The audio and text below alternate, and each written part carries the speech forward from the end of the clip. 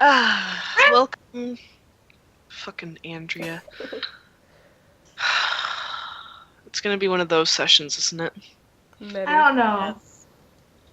Oh, my headphones, What? they're not plugged in. My fucking god, Andrea. Oh man, her roommates could hear us. Oh no! Better start talking about all the... It's plugged in now. Damn. Damn. I was going to tell your roommates all about all the sex I'm having all the time. Same. Because we homeless people are known for incredible randiness. Oh my god. I, too, am having constant sex. Same. Okay, on that note, welcome to episode 15 of Fallout New Orre. I am Suffering, and these are my players. Alright. Wait, hold on, my name's not Suffering. What's my name again? Haha. Loser. Ah, that's it. Okay. Last week, actually the past couple of sessions have been pretty chill. Last week basically was, as you can see from episode 14's title, it was a pancake pajama party, and it was quite lovely, actually. There were some Cute. Okay. And there were a few stressful moments, like notably having to convince Layla's mothers not to kick her out of the campaign, because we want Dally here and not grounded. And let's see, there were a few cute moments here and there. Like, mostly it was just a fooling around, hanging out sort of session with pancakes and pajama parties, and Milo ate himself sick from cookies because Poor dumb baby. he is a poor dumb baby. Then y'all went to go to Mr. Stone's shop and got your stones and your IOUs. He's a descendant of Stephen. Good question.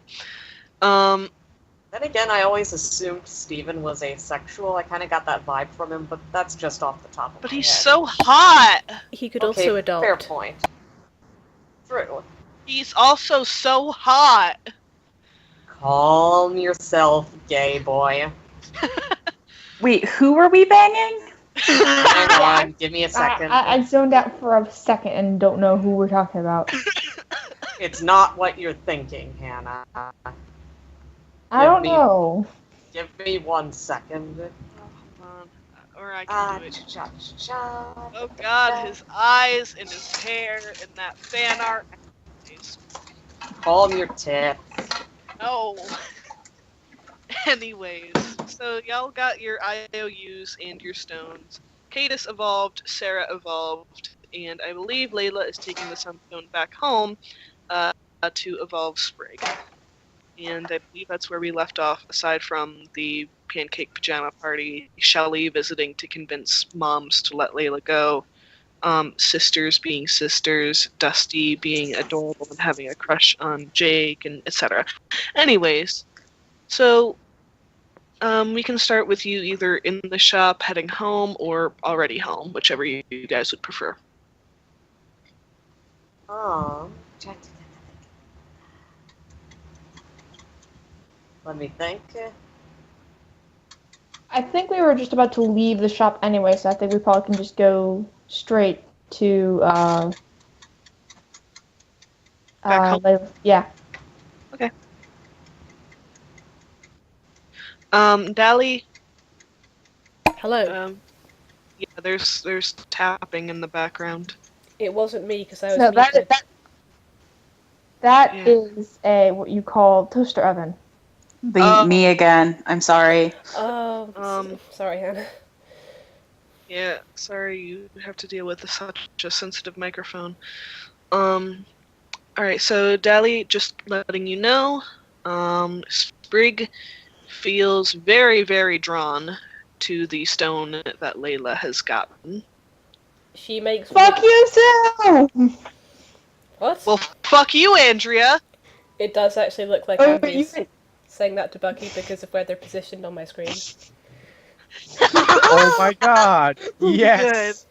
Good. For some reason, people like to just randomly rev microphones and honk outside my room, so. That's just silly. Oh, hey, it's my school all over again. Oh hey, college. That's Yep. Sprig is wiggling in the direction of the sunstone. There we go. Alright. Yeah. Milo watches Sprig and leans over to Hodge and says, "What's going on?" He would if he were there, but Layla left all her other Pokemon back at the house. Oh, sorry, I thought you were back at the house. Oh, My we're bad. back now? Oh yeah, sure, okay. Hodge is like, Okay. sorry, I thought we were on the way back to the house, my bad. It's fine. Sorry, I'm not clear. No, I wasn't either. Hodge says, "Well, you see, Milo," and does proceed to explain, but I'm a little out of it at the moment, so we'll have to just leave that to your imagination. Okay, honey. Well, you see, Milo, that is a rock, and since Sprig is a grass types get their energy from the ground, so she's gonna eat it. Who said that? That was Hodge. Yeah, I'm canoning that. Thank you, Eli. Okay. Thank you for filling in as Substitute Hodge. You did a wonderful job. Good. Substitute Hodge. Substitute Hodge! Oh my god, Substitute Hodge. Eli is the substitute teacher Hodge. we all need. Yes. Layla is going to hold out the... Hold out the Sunstone to Sprig, and Sprig is like very excited but also kind of apprehensive, and eventually just kind of boops into it, and boop, and she is she starts glowing and lifting into the air, and she starts to transform. Her form becomes smaller again. She was about 2 feet before. She goes back to being 1 foot something.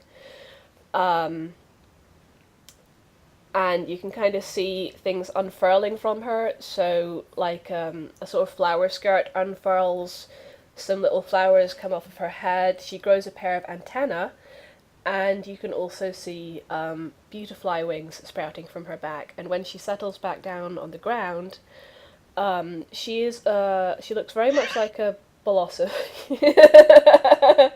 Hannah says, Aaron, fuck him! Aaron just screams a string of expletives. Again. Aaron is done with this shit.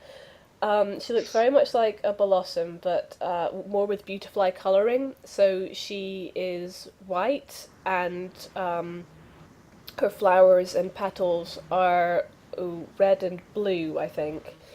And she has butterfly wings and bright blue eyes, and she just kind of looks down at herself and looks up, and then just kind of flies all the way up to the ceiling and goes, "I'm tall!" Ah. Aww.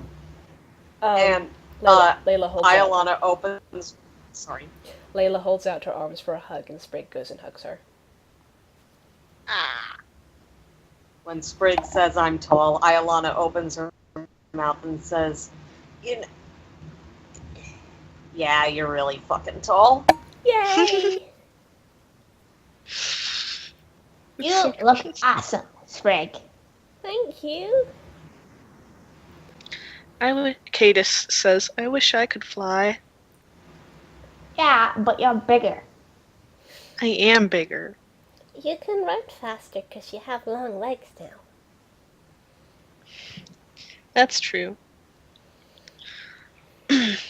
She sits on Layla's head, flapping her wings, still getting used to them. Leilani is smiling brightly and says, Sprig, you look lovely. She does, doesn't she? And Sprig is just preening and looking bashful at this point. Oh, goodness. It's so good. Layla goes and sits down and picks up Sprig, gives her a kiss on the cheek, and then gets out her journal to start sketching her. So that's what Layla's going to be doing. Good. Good. Right. Eli? Sorry, Zarg is just being a bit of a dick. No, it's fine. But besides that, let's look at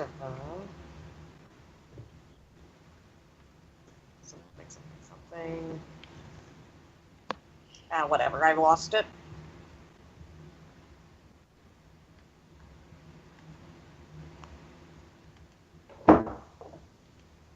Eggsy has currently gone and sat down next to Sarah. Oh, good.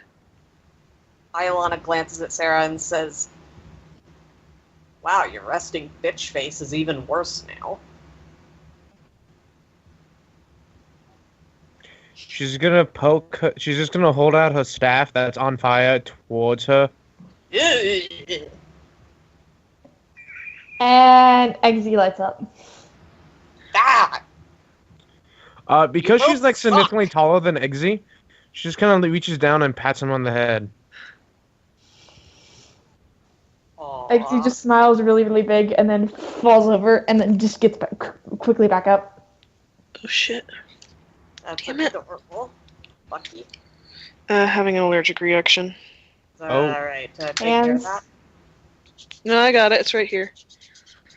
I'm fortunate enough to have some Benadryl right next to me, so... Got your hands again. No, it's my forearm. You can't really see it very well, but there's a couple of Oh yeah, I can bumps. see it.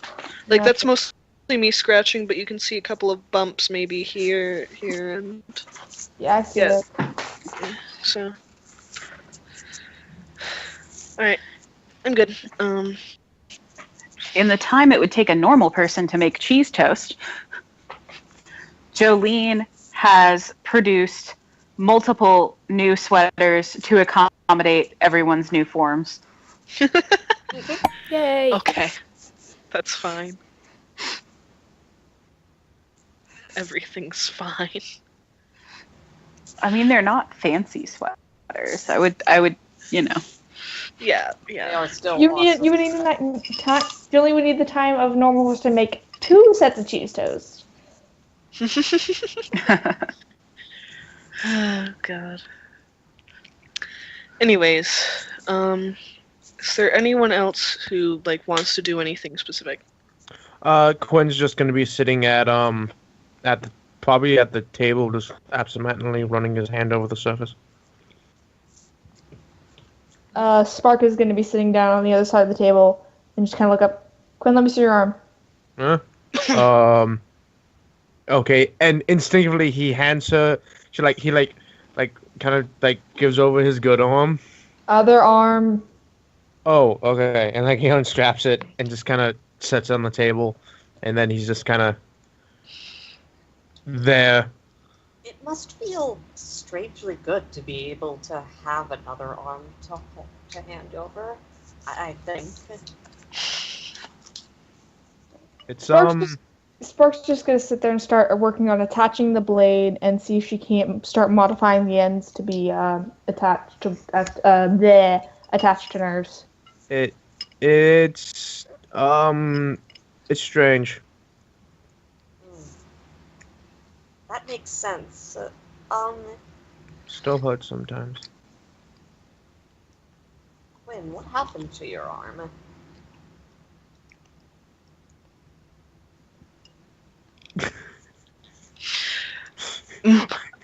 Milo shouts, "Tell him, Hodge!"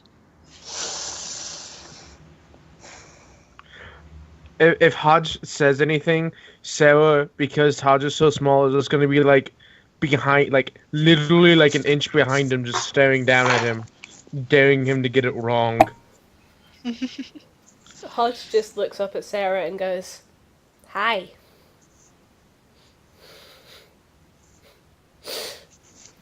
You know, Milo, I think he's about to tell us. And then he goes and hides behind Aaron. Because Aaron will totally protect him from Sarah. This is what he's come to. I'm not sure how that fight would actually go down. Oh, God. I'd probably give it to Sarah, just considering.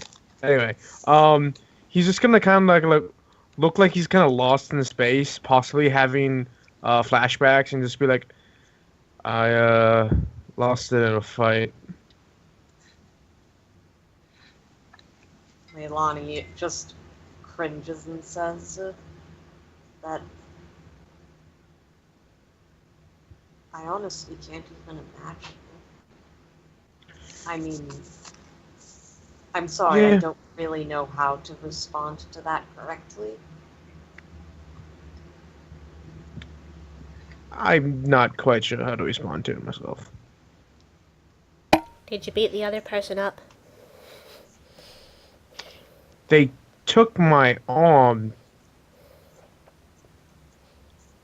I know. Kind of get the hell out of Dodge. Oh, okay. Well, we can teach them a lesson later then. I don't know. Next time you see a Venusaur, tell me. Oh. A Venusaur? Why did Venusaur... Shelly floats into the living room and transforms into a Venusaur. Ah! Shelly, that's not very nice. Sarah's gonna glare at her. Shelly looks confused and she goes, I was just showing you guys what a Venusaur looks like in case you didn't know. Honestly, for Leilani's sake, that probably was a good idea. And she but transforms. It might... She transforms. Oh, Yeah, but, you know, Quinn, you know, we want to be sensitive to Quinn. I'm sorry, Quinn. And she goes over and kisses him on the forehead. I don't. Thank you. I don't really care. I mean, I would think the cliff would have more of an effect on my psyche than the Venusaur. Cliff? I like immediately fell off a cliff afterwards. And lived. You must be really tough. It's because you're a super It's because you're a supervillain, huh? They never die. You can tell she's kind of joking at this point. That will change.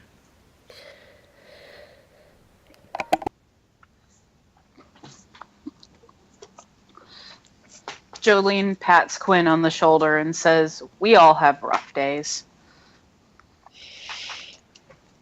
Yeah, I just never seem to have not rough days.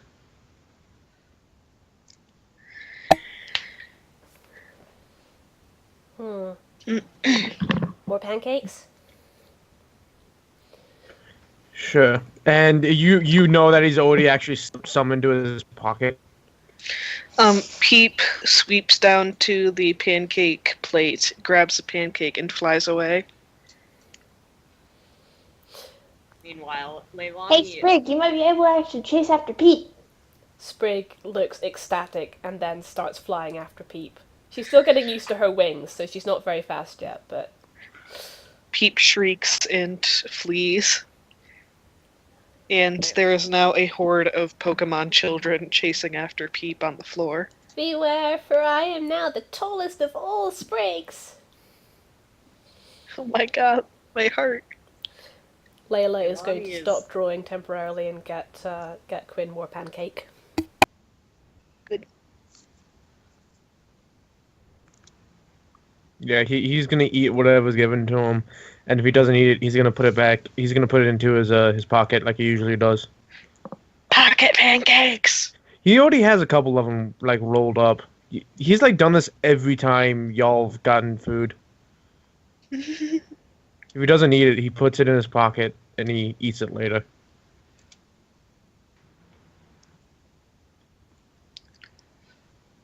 Oh, 1 sec.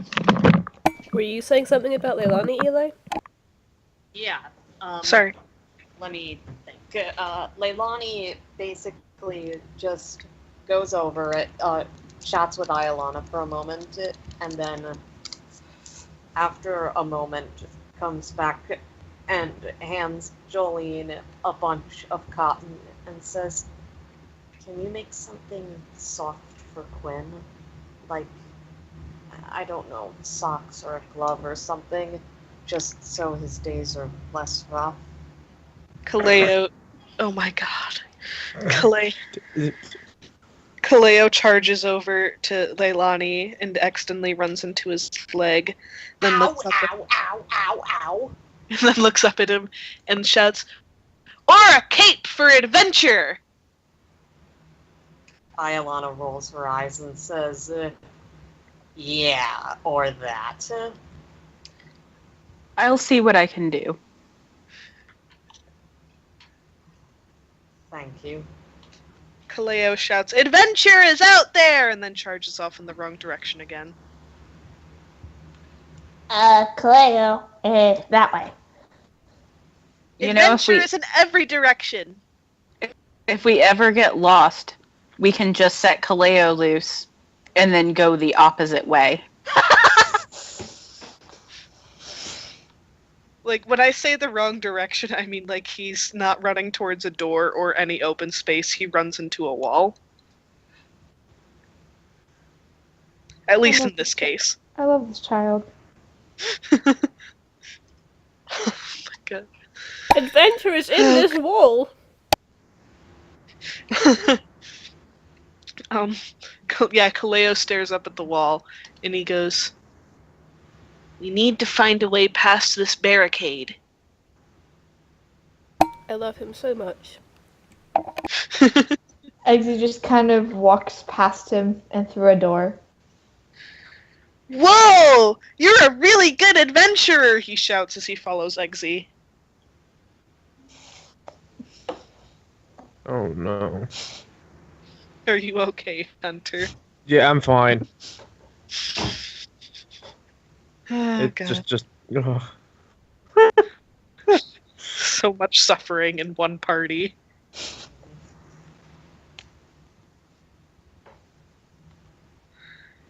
Oh, man. Leilani is going to go outside and do a bit of training with Iolana, Capono, and Kaleo.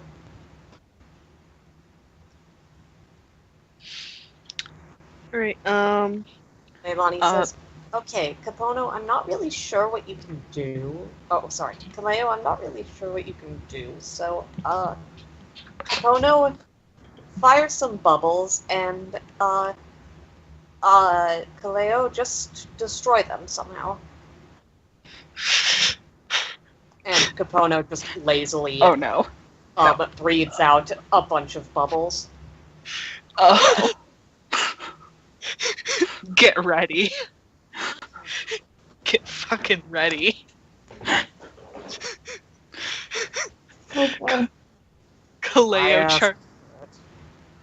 charges after the bubble, screaming, "Adventure!" And he just keeps chasing after the bubbles until they all have just popped naturally. And then he stops, like, looks up at where they were, turns around to Leilani and shouts, "I did it!" Aaron suns herself nearby and mumbles, "That boy makes me tired."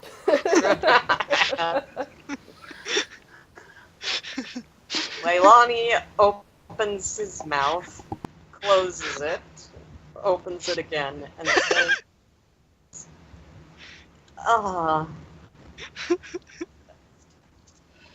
Ew. Kaleo trots up and Do you says, have anything that... "I did a good job." And Iolana just bluntly says, no, you really didn't. "I made them all pop." They popped on their own. And Capono says, yeah, sorry, kid. They popped on their own. They popped from the sheer force of my spirit of adventure. They popped because they dried out in the air. Kaleo stares. Blink, blink. Can I say that? kid, do The you world's have- tiniest violin begins to play. Can I say that that Sprig has flown outside by this point? Yeah, that's fine. Followed by an Eggsy, because Eggsy is chasing after Sprig. Tad is on Eggsy's head banging. Kaleo, I think, they might mean that they want you to see if you can pop the bubbles faster. Faster! Like maybe by hitting them or something. Got it! Yeah, sure, that works. Give it another go. And Iolana just does the little finger circle thing in the air. Sprig twirls around in the air, beaming, and says, I'm taller and wiser. and then just goes flying off. But are you adventurer? That was in character. Well, Kaleo shouts after her, but are you adventurer? And Leilani just says, Iolana, no. I'm everything. I'm a Balossafly now. And then she's basically out of earshot. Alright, let's see here. Jolene is going to come out and do some training with her Pokemon as well, but she's going to give everybody else kind of a wide berth because a lot of her training involves, very heavy explosions and things. Nice. Leilani just... Weaponized orbs, you say? Oh, sorry. Weaponized dorbs! Eggsy's just running around with Tad and Plo on his back. I'm not sure where Cadis is. And Edna. But Spark is Meanwhile- still inside working on the arm. Iolana says, hey, Capono, give me a round, will ya? And Capono will send out another round of bubbles, and Iolana pops them all with Razor Leaf. Like that, Kaleo. Do something like that. I get it! Alright, kiddo, here you go. And Capono does another bubble. Okay, now he's gonna actually be cool. He kind of snaps into a ball, so he kind of almost bounces up in the air, lands on the ground, and uses rollout to just, fling himself at the bubbles and just wreck them all.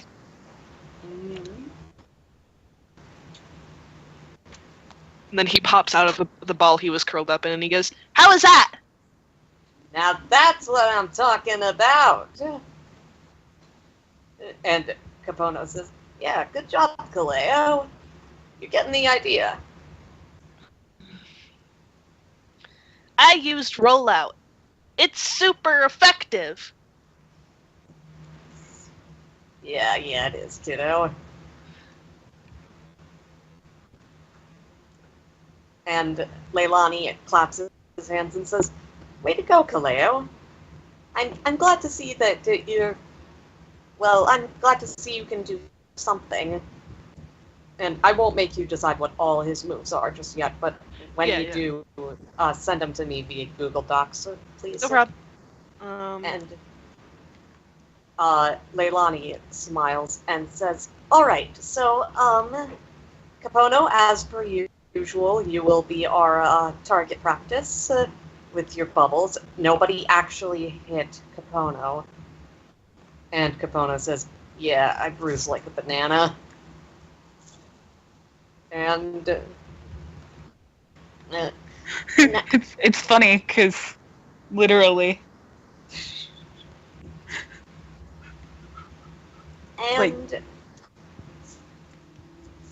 Hannah? No, just because they're plant type. Yep. Oh my God. Literally bruises like a banana. I'm sorry. I'll be quiet now. It's okay, Hannah. It's okay. It was good. It was very good, Hannah. Meanwhile, then Leilani says, yes, alright. Kaleo, Capono's going to shoot a bunch of bubbles into the air, and you hit all the ones that he shoots to the left, and, No! Oh What? no! Dally! Oh, god damn it, Dally. Oh What the fuck? What have you done? Oh no! Wait. You are Wait, so because lucky Hodge is you're Hodge. cute. Hodge, help me. No!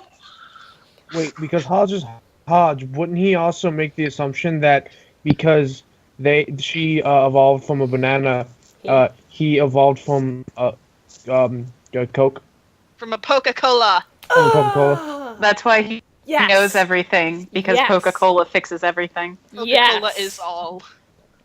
And he is the Coca-Cola good thing is in the bottle all. now. Basically. Oh my God! Did anyone watch Rescue Rangers when they were a kid? Yes. Yes. Is this like bringing to mind the cult of Fizz or Pop or whatever it Oh, was? I remember them. Oh no. I need to watch that episode. Oh no. The cult Darling, why are you obsessed. again laughing? But yes, I think with Hannah pointing out that, oh, the banana thing makes sense because plant type, I'm like, yes, Hodge now believes that Capono evolved from a Capono. banana. Anyway. I'll just say, by the way, that Layla by this point has come out and is going to train her pokes as well. This is why Hodge is here. Cool. In the distance, you hear a muffled cracking that sounds kind of like a rock slide. Good. That's Aaron and Zazu. Good. And They just Layla- charge at each other very slowly. Oh god. Anyways. Meanwhile, Leilani's just like, all right, all the bubbles Capono fires to the left, Kaleo, you take those out, and all the bubbles he fires to the right, Iolana, you take those out. And be careful not to hit one another. This will help you to learn precision. Okay. Is this another adventure? And the Iolana says, yeah, sure, whatever. We're the best adventurers in the world. Well, duh. He's so pure. So good. My I love Skype him. may be about to crash, so sorry about this. Okay. Oh, sorry, Eli. Well, don't worry, they'll be training. And don't worry, I'll be back shortly. Dibble. It's cool. Okay, I'm sorry again. What levels are the Pokemon supposed to be? Because I'm having issues checking Skype because of the computer issues. Oh, let's see, Zazu and Clamilton should be the same level as Capono, so whatever level Capono is. Thank you, Andrea. Let me have a look. Oh, Sorry, shit. I screenshot things. Andrea, you're so pure. I have to disagree on that. Yeah. She's so good. Okay, yeah, Zazu and Clamilton are 27, and Aaron is 31. Get fucking ready. She's so mad. She's gonna be so mad. You could always give her an She goes on a Everstone. rampage. She goes on We a don't rampage have and then an halfway through Everstone. it, like, You can always I want her to evolve. She's Would like, be why funny why if, do I like, if, suddenly like- have life experience? What is this? after decades of lying around on the front porch, I was not ready. 70 years I laid on that porch. And then spoiler. Oh god. Uh-oh. Tummy's acting up. Alright, I might need to go to the bathroom in a little bit. I think I'm okay right now, but... anyways. So let's see, Layla is training, Leilani is training, Jolene is presumably knitting while her tiny children train. I mean, she's helping train, but yeah, mostly. Helping train by knitting, yes. Mm-hmm. She knits for target practice. She multitasks with alacrity. Amazing. Alright, so, meanwhile, what are Spark and Quinn up to? Wait, you go ahead.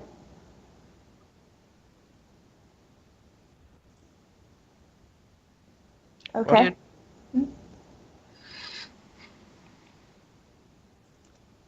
So Spark's going to be working on the arm for a while, and then when if there's a point where either she A, runs out of materials, or B, just finds a good stopping point, she is going to go out and probably train with Eggsy and the others if they want to. But she's mainly going to be working on Eggsy doing more of controlled explosions. Explosion. Alright. Let's see. What do I want to happen here? Oh.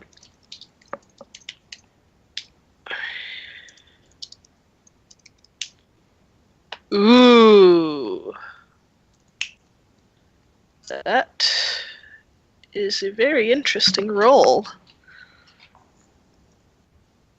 Alright, I need to think about this.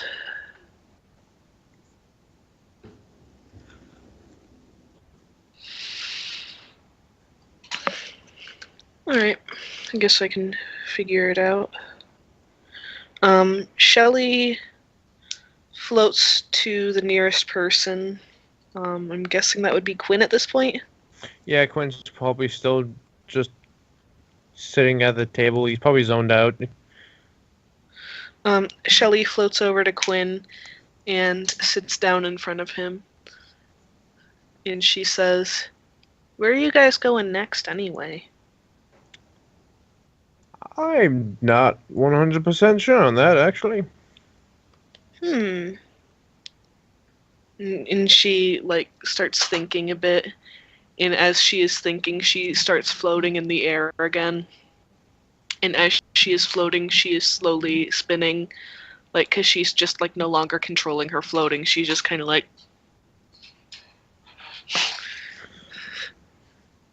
Such a poor, innocent child. And she looks at you and she goes, "Well, where do you want to go next?" I have no earthly idea. I know we need to get stronger. Also go back to Raytheon Port. I know I'm kind of itching to scav some stuff. Scav. What's a good scav place? Ruins. I mean, duh, but... Hospitals and military facilities. Factories.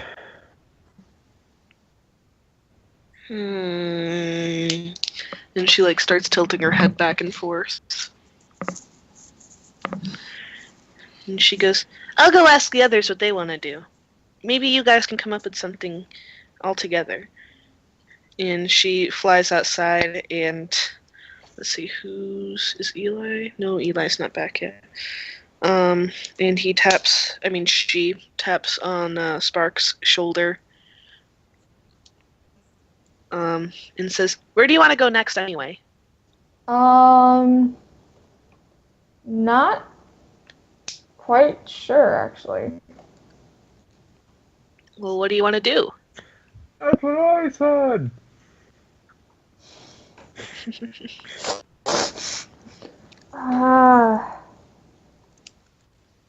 Honestly, I was hoping we would be able to lay low for a bit while we train. Oh, also when Shelly went outside, she transformed into a Butterfree to blend in. Oh, is Spark outside now? Yeah. Okay. And she said, "Train. I'd also like to point out that... Train and get stronger. Get scav. I'd like to point out Train and get stronger and get stuff. Sprig, seeing a butterfly, flies over excitedly, then realizes it's Shelley and just kind of hovers bashfully. Oh, goodness. Shelley flutters over and says, Sprig, what do you want to do next? Um, no. Off in the distance, Kaleo screams, Adventure! Did I miss anything important? Basically, Shelley is going around finding everyone and asking where they're going to go next and what they want to do next, because she's trying to help you guys figure out what's going to happen and what your plans are. Well, I think we said that we would take Moz back to Gation-Port. But other than that, what do you think we should do, Shelley? She's covering, well, no, she's not. She's, like, tilting her head back and forth thoughtfully again, and she goes, so somewhere to train and get stronger and get new gear, close to Gation-Port. And then she flutters over to Leilani and goes, what about you? What do you want to do next?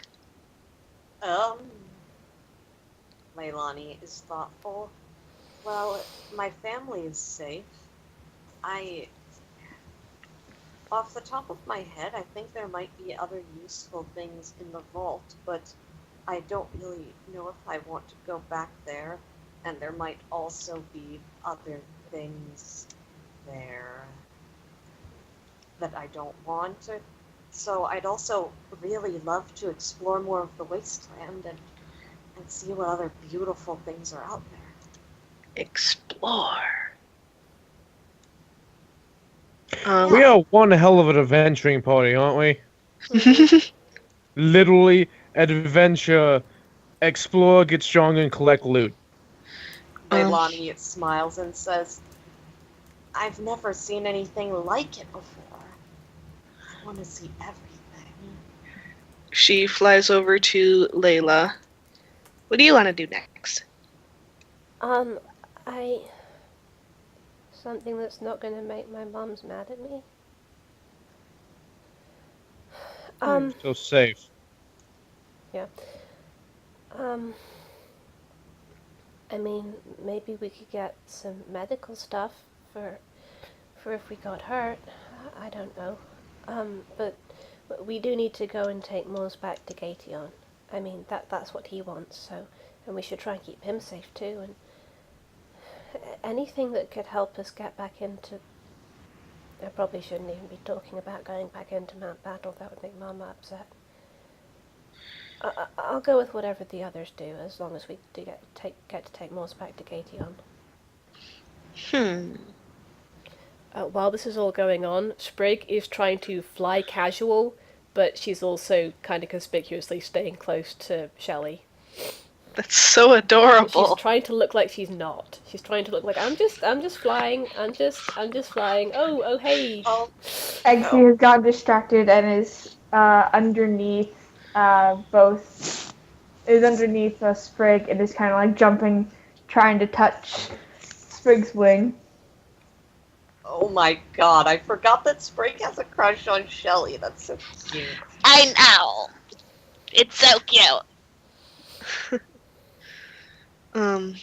Jolene transports her children back to the main area via Fat Man. And then as they land, she kind of comes in behind them slowly. I hate you, Hannah. And by hate, I mean love. I love you too.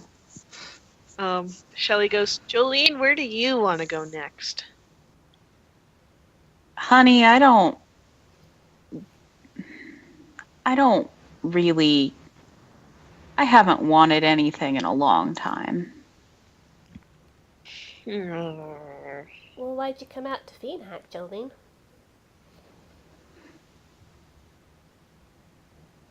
Well, there are things I didn't want. Backstory! Like what?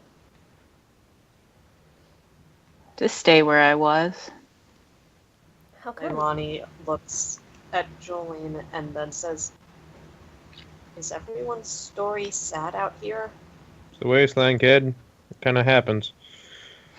It's not everybody's. I don't understand. My story is sad because I wasn't in the wasteland. Jolene, where were you before?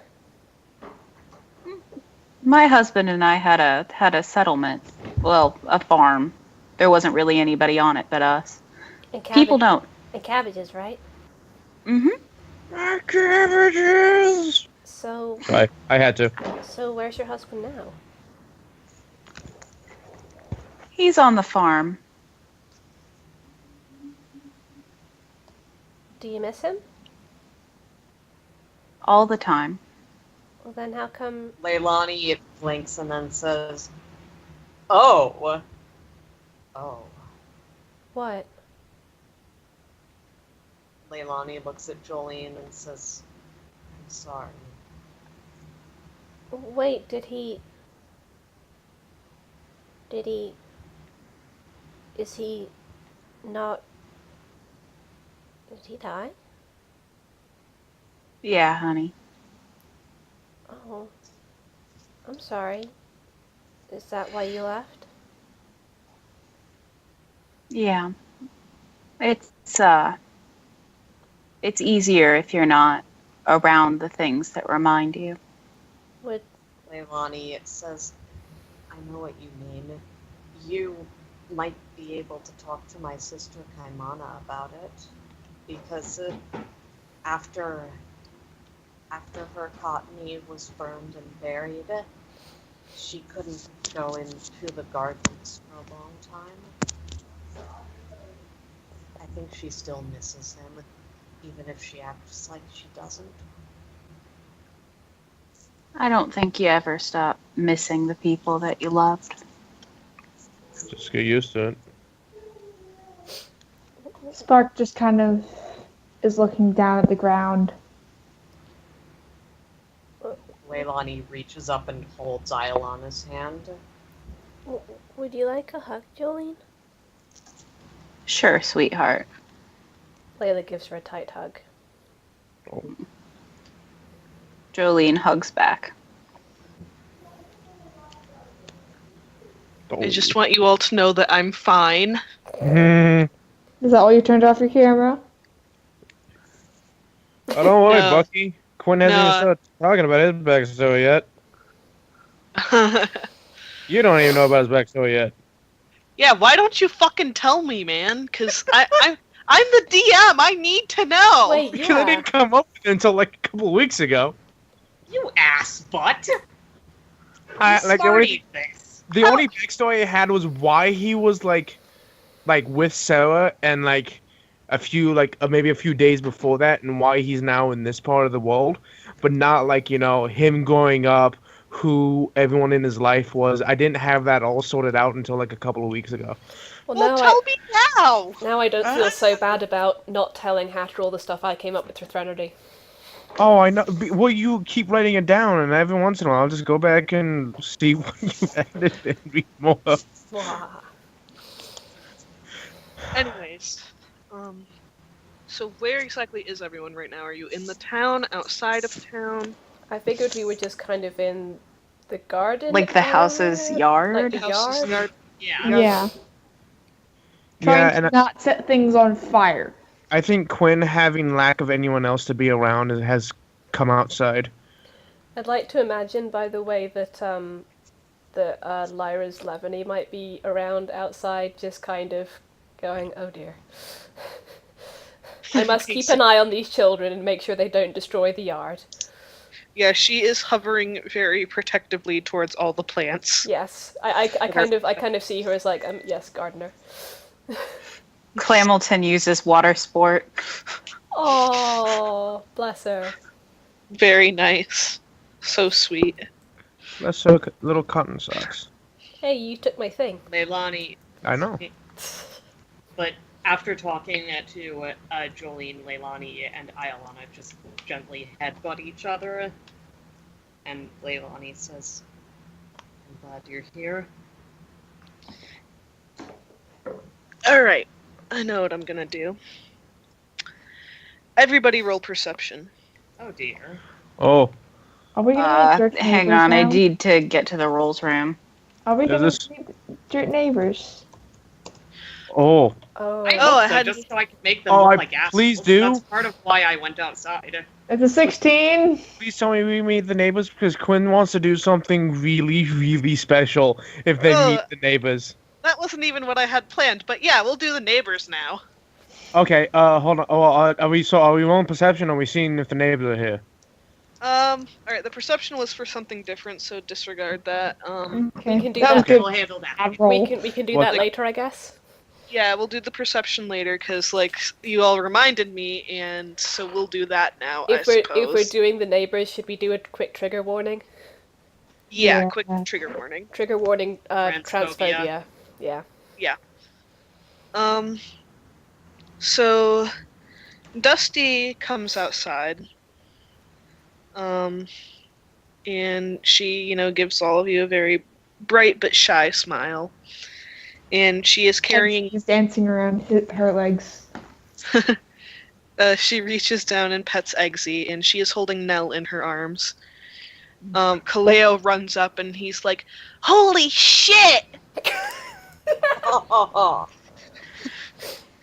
Nell gasps loudly and says, "That's a bad word." What is Nell? Nell is Nell also is a a- vampy. A non, a not mutant vampy. Yeah. Aw. Yeah, that's better, Eli. Yeah, so he goes, "Holy shit, another fan pea!" And Nell goes, "Stop saying that, it's a bad word."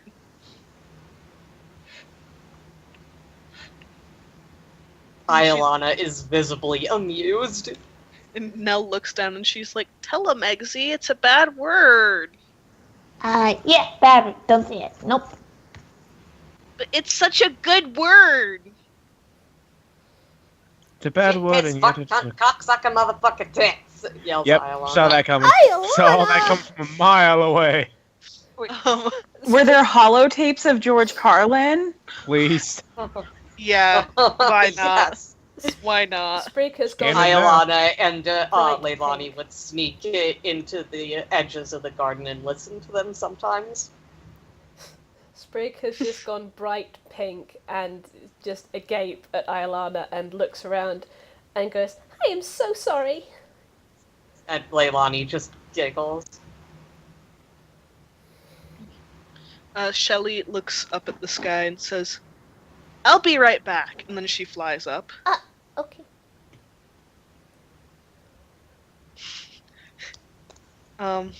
Meanwhile, Nell is going, "How could you?" And like she just looks like she's blue screening. And Which, being a Iolana vampy, says, she's already blue. Iolana says, "I could, like this. Shit, this fuck." And Leilani covers her mouth. Sprig goes over and Ah. hugs Leilani's head. Thank you, you pure soul. Leilani gently pets Sprig on the head, and meanwhile Iolana says through Leilani's head,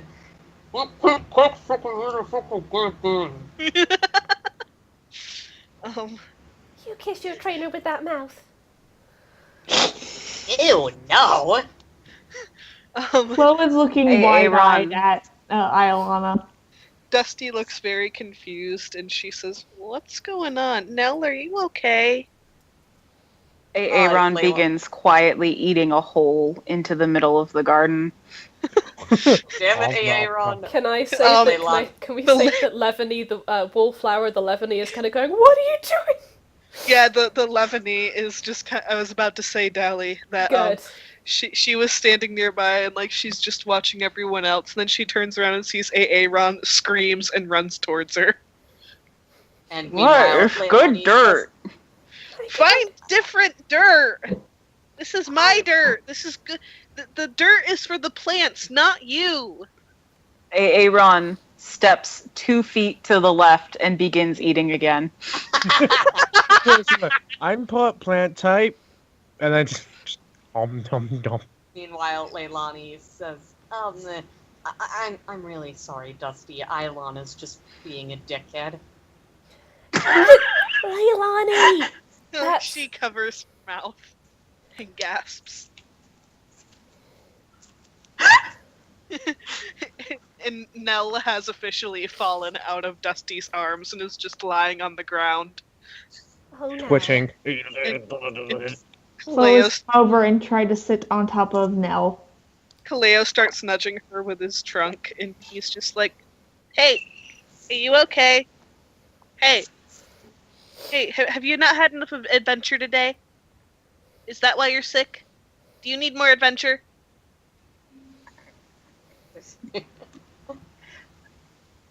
Zazu comes over and says, no, look, she's having a seizure. Good. It's probably from the chemtrails. Never change, Zazu. Iolana looks down and says, "No, a seizure doesn't look like that. I've seen them before." Chloe's just like on top of Nell, poking Nell's face. You all might want to give her some space anyway, though. Don't antagonize the poor thing. Oh, Jesus. Because if you don't, I'll throw you across the town like a football. Why? See, what you've got to do is you've got to put get some adrenaline and some norepinephrine, and you've got to put it in a syringe. That's not how seizures work, you asshole. My question is, how does a Pokemon have such advanced knowledge of medical procedures? Hold on. Milo comes out, and he goes, "No, Zazu, you gotta stop, drop, and roll." That's the poison. The only reason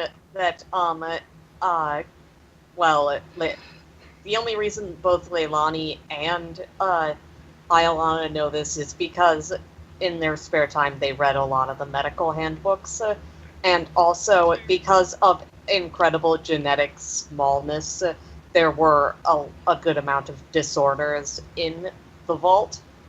Well, I mean, it's fair enough to, someone having a seizure and you kind of know. That information I was okay with just someone randomly knowing. But the whole thing of, what you need is epinephrine, and the other thing, and you put it in a needle. That's what you need to do. I'm like, Zazu. How does Zazu, you know what? Zazu lived in a very informative cave. Very informative cave. No, Did we say that this cave was secretly a library that, concaved into a cave? Please, someone concaved out, into something. Please, someone figure out what Zazu's tragic backstory is. Alistair's very proud of it. Good. Someday. Okay. Was she born on the internet? That's what it's sounding like. Not quite. Secretly a Porygon. Oh my god. She's half Porygon. She's a fusion! Anyways. Yes, Bucky? So, now, this isn't for what I was doing before, but, it is for what you asked about, roll perception. Jesus. That's a first roll. Also, word of warning. What?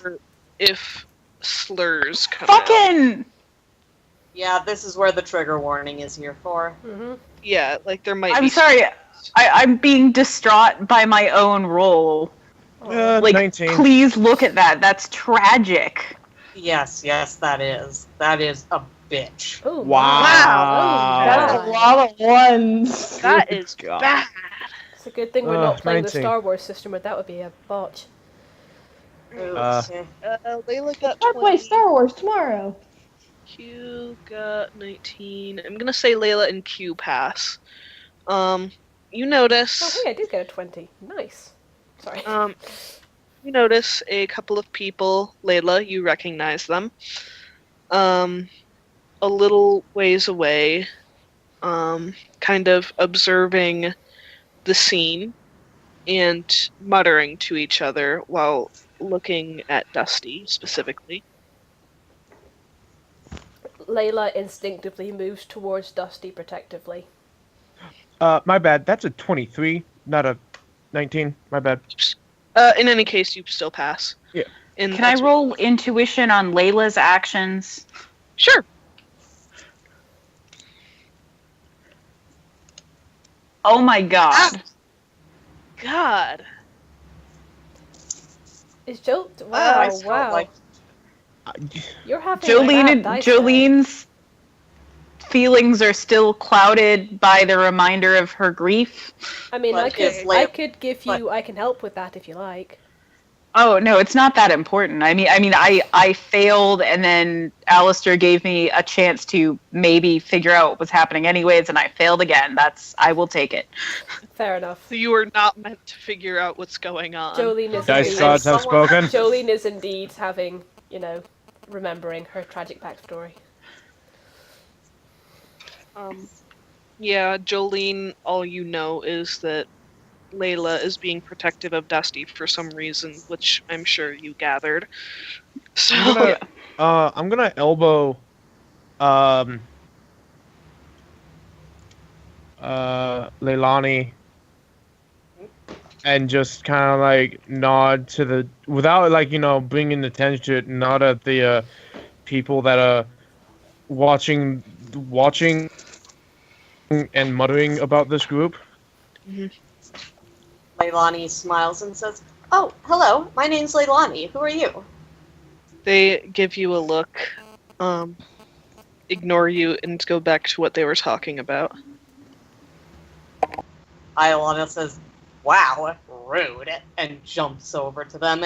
"Hey, my trainer asks you a question, asshat." They can't understand her, so they give her a look and then go back to what they were doing before. "I will pee on you." Do And plant Leilani types says- pee? Do they? "You'd find a way." And Leilani says, "Iolana, no."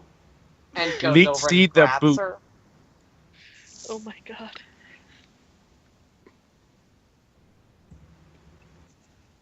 But now Leilani's pretty close to them since he's holding Iolana. Also, now that you actually are paying some attention to them, you see that there are specifically two teenage kids and the people who are gossiping with each other are a late 30s, early 40s heterosexual couple. Bucky? Yep. Okay, there's a thing I want to do. Yep. Can I use Double T, make a copy of Spark, and then have that copy of Spark stand there, and then will Spark go to sneak around to see if she can listen in? You can try. Can Quinn just kind of if Leilani and them started conversing, would Quinn be able to hear this? I'll say so. Okay, yeah, he's just gonna be in that kind of position. You want me to roll stealth? Yeah. I'll Can say Aaron roll perception? Oh my god, Hannah. Sure. Aaron can roll perception. I would like to Jolene's out of fucking commission here, so... Poor Jolene. Okay. Until the conversation becomes more obvious. That's more like it. Okay. 20. Yeah. I got a See 21 on. I got a 21 on stealth. You see what's going on. Meanwhile, I'm just gonna roll basic perception roll on these people. Meanwhile, Leilani says, "I'm sorry, you might not have heard me. Hi, my name is Leilani." Meanwhile, by the way, Layla is quite animatedly talking to Dusty and asking her how the new Pokemon are settling in, and basically wanting her to not notice the neighbours. Dusty does not notice, and she is very happily telling you all about Swoop and Chompy, and how fun and quirky they are, and how much fun they have chasing Peep around the kitchen for pancakes. She wants to know if Nell has taught them to hide in the sofa yet. Nell has not taught them quite yet, but Swoop has taken to hanging from the ceiling and jumping on people when they pass underneath. Layla approves. Aaron is going to quietly put herself between Dusty and the neighbors, and she's going to activate Sentinel Stance. Good. Basically, everyone in this group is just like it's like Dusty is pure and wonderful, and these people are talking about her. I don't know what it means, but it's not good. What's that static? I can. I scratched my fucking head.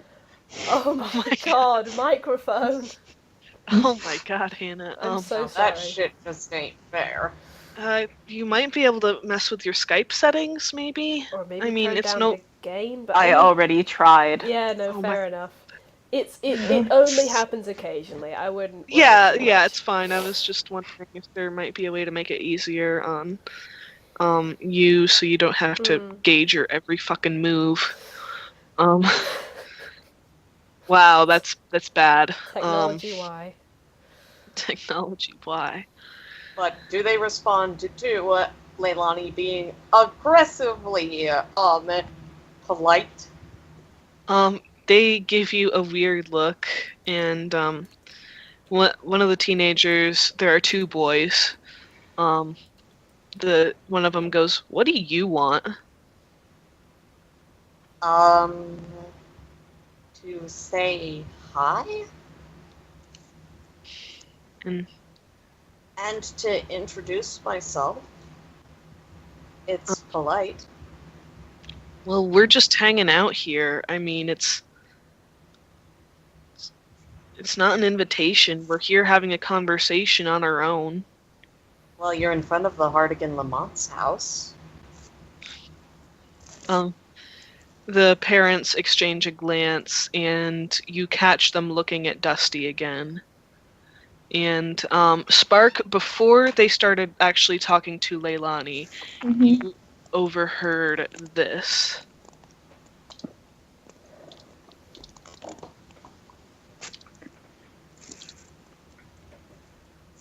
Leilani is visibly confused and says, "Are you friends with Dusty?" Oh! That's what you hear, Spark, and you hear it from the mom. And the teenagers snicker as they say it, as she says it, and the dad is just nodding grimly in agreement. Someone stop me, someone stop me, someone stop me. I have a quick question. Yep. Jolene has rolled too low on perception to stop anyone. Someone stop me! Hold on, wait, I have a question. Now, in the Fallout universe, polyamory is a thing, but is it in your universe? Yep. Fair enough. Okay, what was Spark's stealth roll? 21. Oh, good, I beat that. Quinn's just gonna, give her a slight glare, and then, motion for her to back off. Very, very subtly motion for her back off, because he's got a plan. Oh no. He's got a plan. Are you going to hit on the wife? No! Are you going to hit on the husband? Maybe! Good! Alright, so Leilani asks... Spark isn't going to back off, but she stops what she was about to do. What was she about to do? You know wait, hold on, wait. He's just gonna very gently put his hand up to his ear and then say, I'm just waiting, just wait for it. I'm waiting to hear what they're talking about. Oh, you still got the earpiece, that's right. All right. Oh yeah, we do! Nicely remembered. I forgot about that.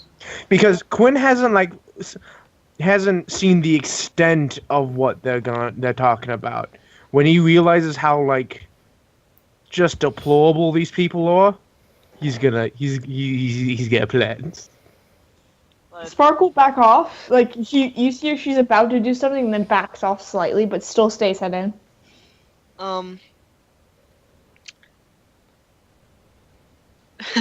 Thank you, someone of somewhere. That's very nice of you to say.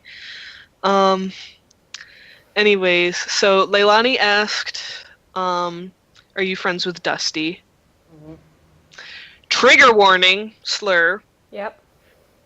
One of the teenagers rolls his eyes and says, with that faggot? Yeah, right. Leilani is very visibly confused. Spark is shooting Quinn a look. Spark is shooting Quinn a look. He's like, "Can I do it now?" I'm just imagining No. Leilani going, but Dusty isn't like wood kindling. What? Leilani is very thoughtful and says, No, I don't think I've ever heard that word. What? The Wasteland guy didn't cover this. Actually, yes, Leilani opens up the Wasteland Guide and starts poking through it. Oh my god! Too innocent. The kids start muttering to each other, like giving Leilani a weird look. And then the older kid comes up and says, "You're new here, aren't you?" Fairly new, yes. I just recently came from my vault, and everyone else is out too. My family lives with Rachel. They're really nice. I think you'd get along with my sister Kaimana. I really don't care. Leilani's face falls. Alistair, will you let me know when this becomes obvious enough that Jolene can notice someone being mean to her son? Yes, Jolene does in fact notice that a bratty teenager is being mean to her small dumb son. Jolene is going to walk over and lean casually on her shotgun and listen politely. Leilani says, well, if you really didn't care, then why would you ask if I'm new here? So I can tell you that a faggot is a sissy pussy boy like that kid over there.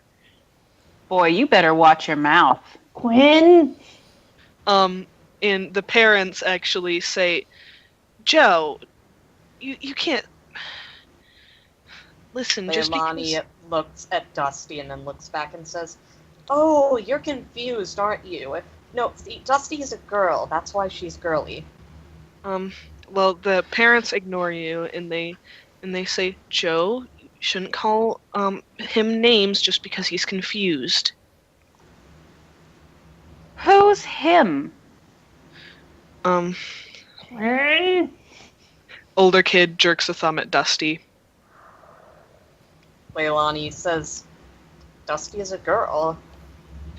No, he's not. Why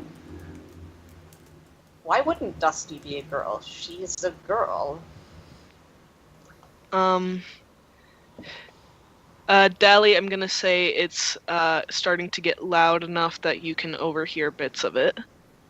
Layla starts talking more loudly about, gosh, wow, we should really see about what to do with Nell. She's still Seasick. Bring you and Nell inside. You notice Ariel looking out the window at you, giving you a questioning look. She gestures for Ariel to come outside and, like, sort of makes eyes in the direction of next door. Ariel will know what that means. Ariel comes, a few seconds pass, about 10 seconds, and Ariel comes outside with a baseball bat. Good! You don't understand how much I love Ariel. Dusty actually notices the neighbors and her face falls. Listen, Dusty, you don't have to go back inside just because of them. You can stay out here if you want to, but if you want to go inside, that's fine too. I want to go inside. Okay, I'll come with you, okay? She nods and she heads inside, and Ariel approaches with the baseball bat. Meanwhile, Leilani just says, "I don't know what you're talking about. Dusty's not a boy." He has a dick. And then the parents snap at him again. And Leilani looks confused and says, "How would you know that about a 12-year-old? Well said, Leilani, well said.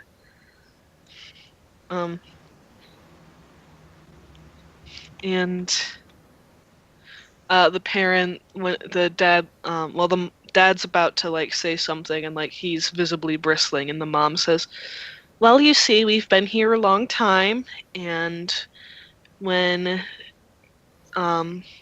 those women took those children in, Dusty was a boy, and now he's going around telling everyone he's a girl, and so he's one of those confused kids that doesn't really..."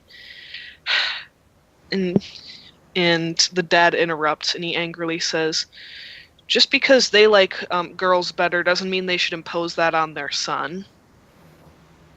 Leilani looks very, very confused.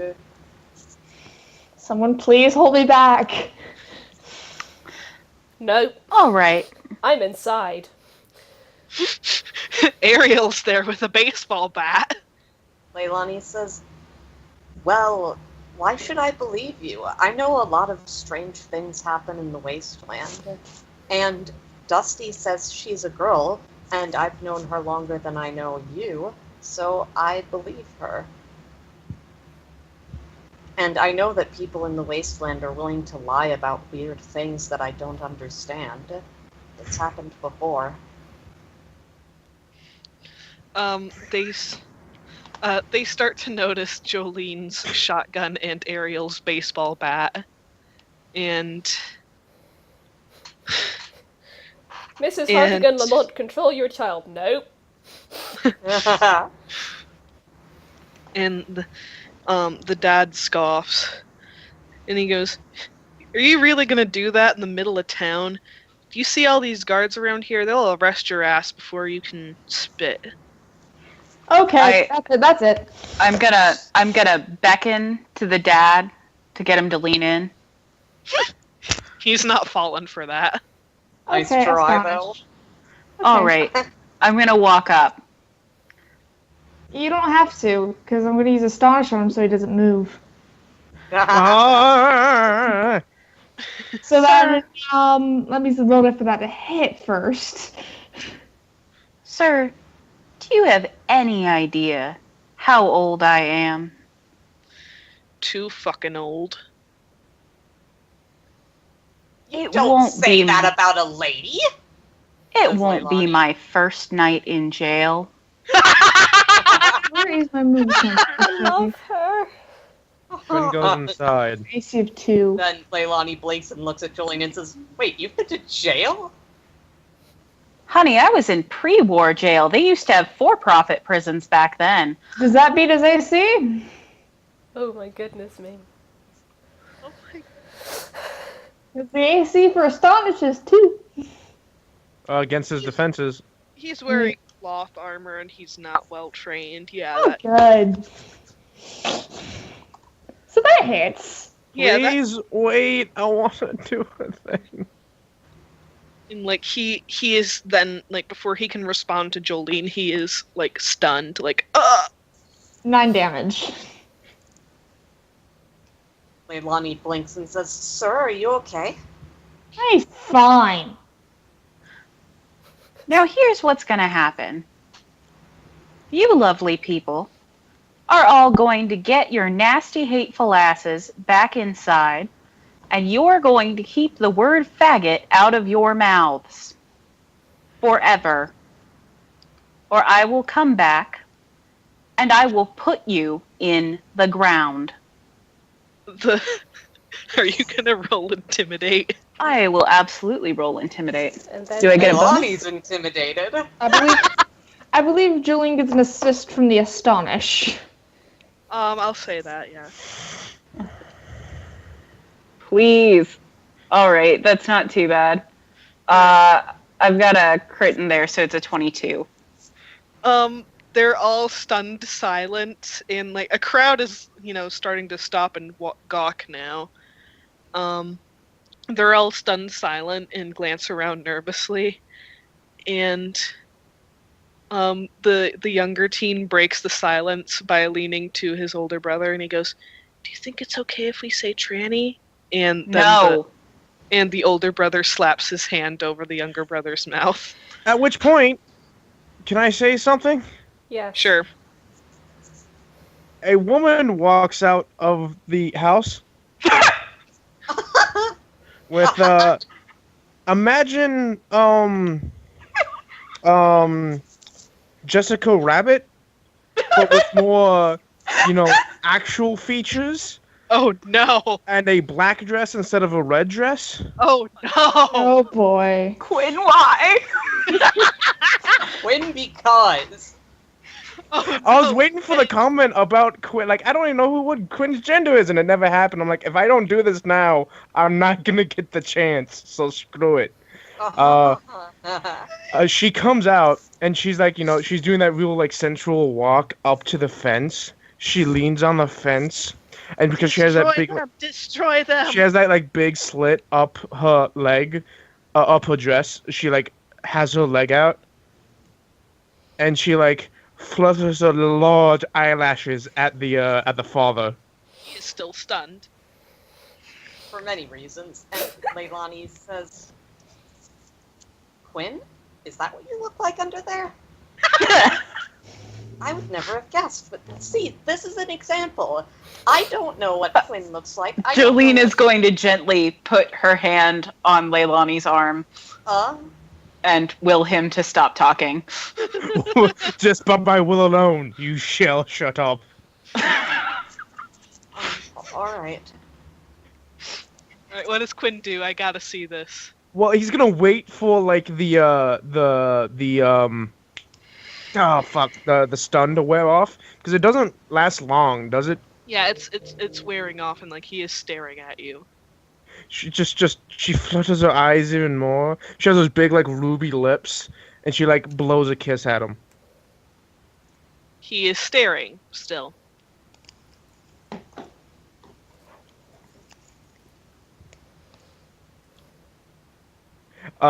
Definite like body. God, what am I trying to say? Are you okay, Hunter? Body language? Body language. Thank you. Body language of she's waiting for him to respond. His wife elbows him hard. And he goes, "What? She's doing it to me. I'm not doing anything." She does that whole thing of like she gives out her hand waiting for him to take it. I'm married.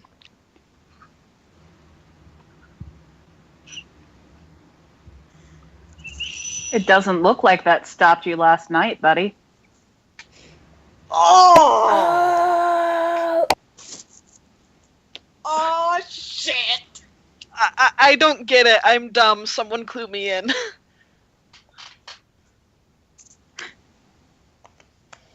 And I'll let Hunter explain his masterwork.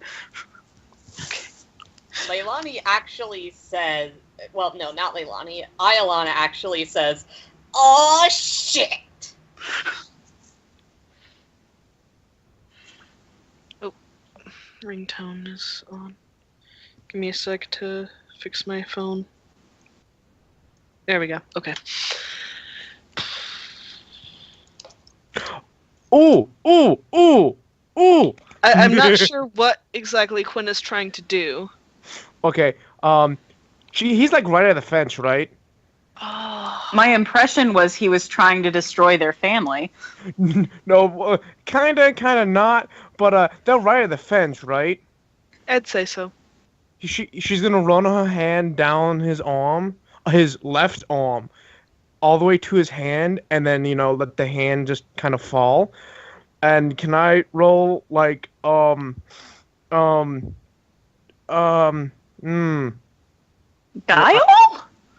Would that be guile to pickpocket somebody?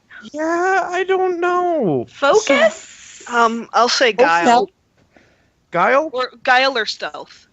Oh, you asking me to do the one thing that I'm the best at. Oh, and I sucked. 18. I could re-roll that with another +2. Yeah, screw it. I'm gonna do that. 34. Okay. All I'm right. gonna take his wedding ring. Oh God. and then she flutters her eyes at the wife, reaches in between like her breasts, and pulls out the wedding ring. Oh my god. You son of a bitch! Quinn. And she's gonna take his hand again, slip it back onto the finger, and then let the hand fall. Oh I'm just gonna wait for the reaction. Leilani looks confused and says, "Why did she have your ring?" The screaming starts. You asshole! At which point she's screaming. She goes, "Quinn von Stelvich," and she bows. Oh god. In Quinn's voice. Oh god.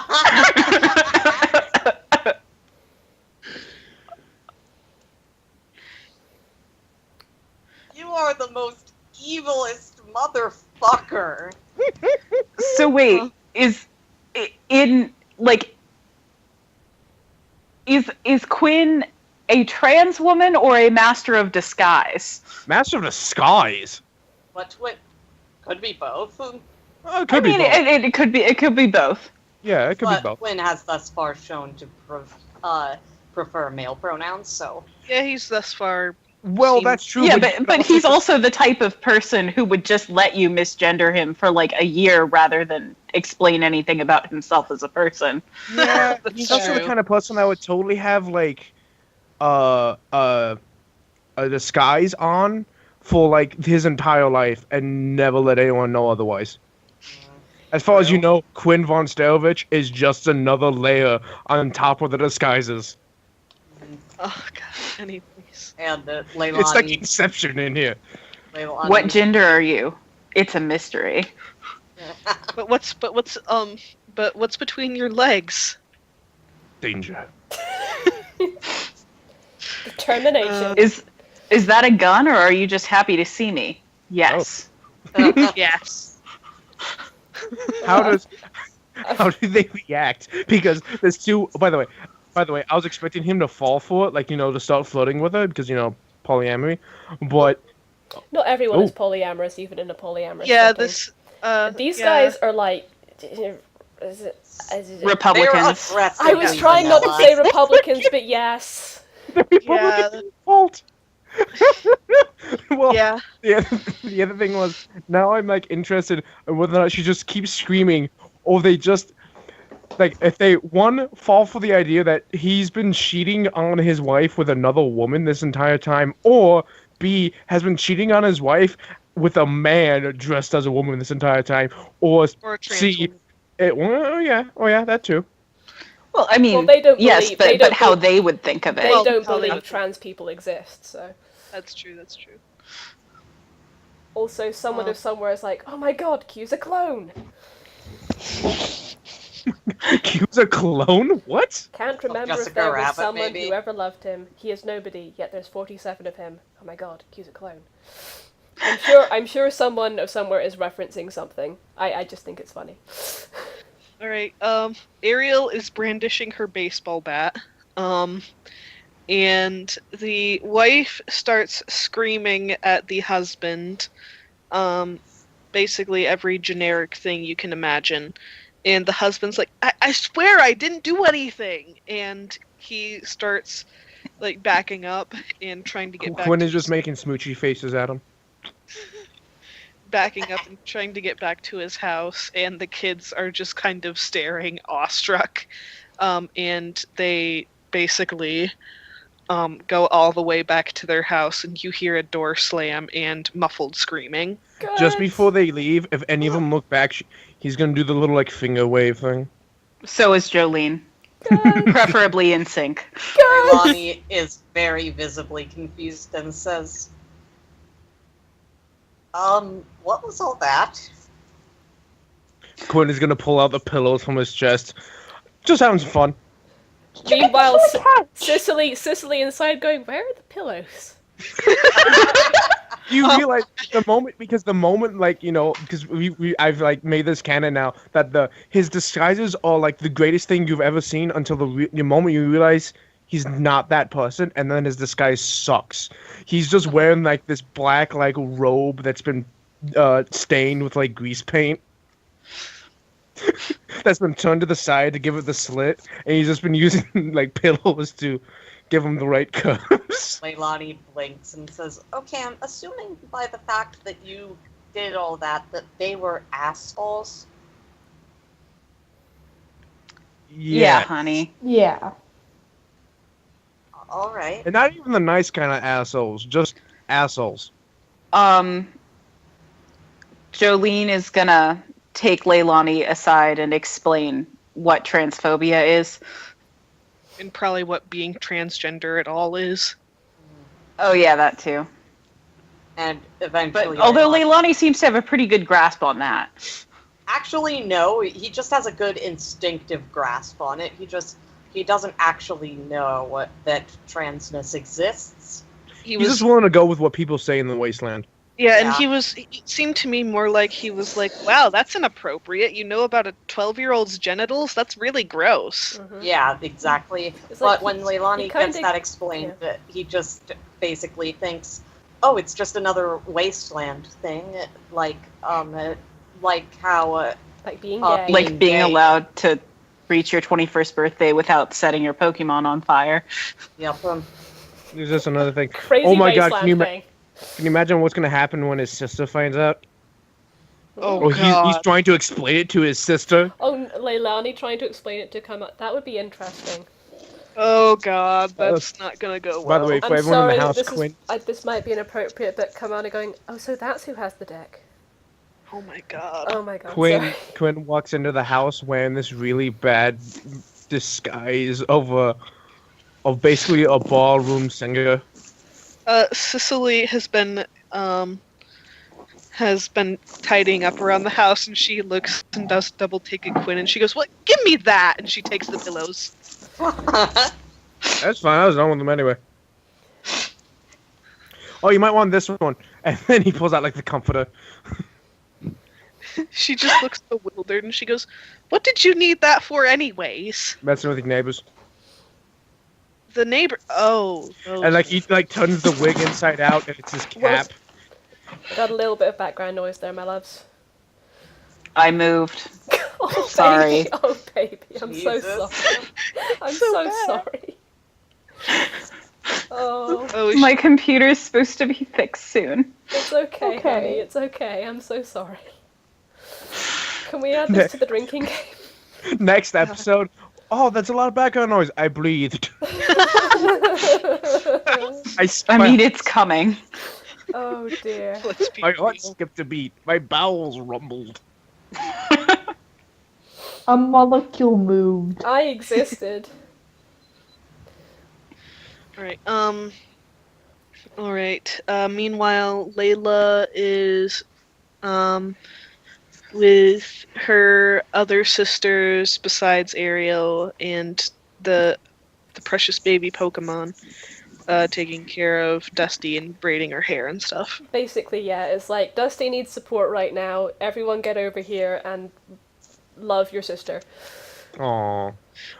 Before I have to go, it'd just be funny as we're leaving the house, we just see the father out on the street, all of his shit's being thrown out like the top story window at him. As Quinn just walks by, he's just like, hey. I'm so mad I destroyed their marriage. Well. When Leilani comes back, he says, okay, Quinn, I think I understand now. You did a really mean good thing. You're like Iolana. And Iolana looks pleased with herself at that descriptor. That honestly means more than the compliment. Just glad I didn't have to poison anybody. They think I won't pop a teenager in the face. Leilani looks a bit frightened. I don't suppose you'd pop 20-somethings in the face? I mean, I don't have an age limit on who I pop in the face, but I wouldn't do it to you. Oh, okay, thank you. Real quick, You you hear a knock at the door. Lyra answers it, and it's one of the teenage boys. And you it's kind of, you can't quite hear everything that's going on, but you hear the teenage boy going, pointing to Ariel, and he says, well, you don't hear him pointing to Ariel, but he's pointing to Ariel, and he says, "She was threatening me with a baseball bat." And Lyra goes, "Well, I didn't see it." Just in the background, Spark is looking the kid dead in the eye, just waving a thing of poison powder in her hand. Quinn walks by, wiping off the makeup, and he does a little finger wave at him again. The kid stares. He's mostly back into his weird wasteland scavenger get up by this point, so you can't really tell. The kid goes, "Wait," and he stares. And then he turns and walks away. Oh God. All right. I'm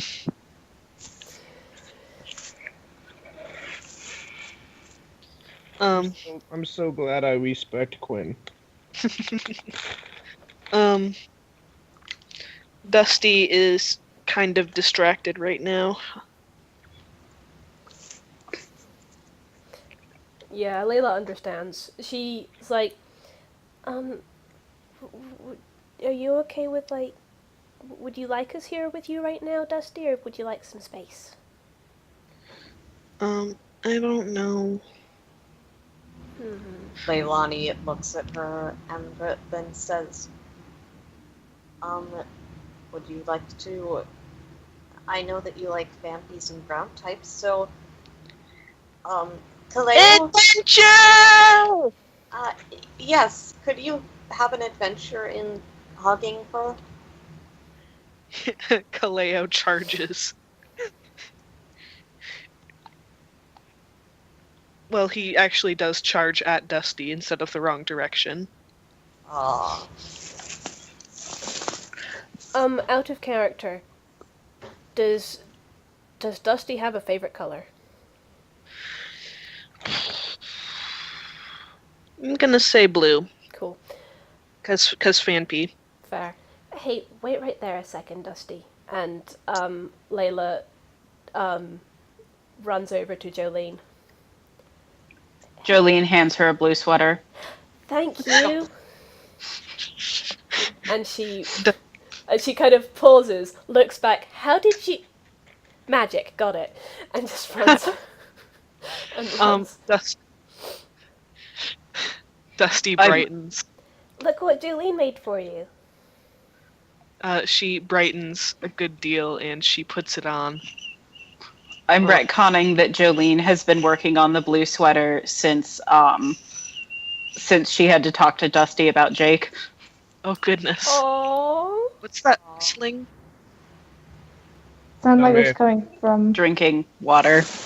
Oh my God. Oh. Really? How does that make a whistling? I have a really weird water bottle. Oh, okay. Oh, it's a water bottle. Okay. Okay. Fair enough. Okay. Oh, Jesus. Okay. Oh, someone knows. You poor bastard. I'm so sorry. Okay. So, yes, she just sort of put it on as like, oh, I think I have some blue ribbons upstairs that might match. You want me to tie your braids with them? She nods. Layla goes and gets them and then ties them in her hair. Ah! Leilani, I'm sorry. You look really pretty. She smiles and she scooches a little bit closer to Layla and tries to whisper something to her. Layla leans down to hear what it is.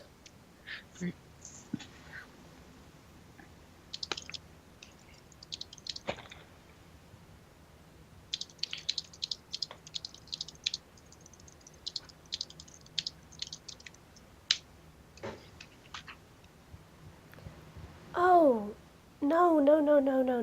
No, he was...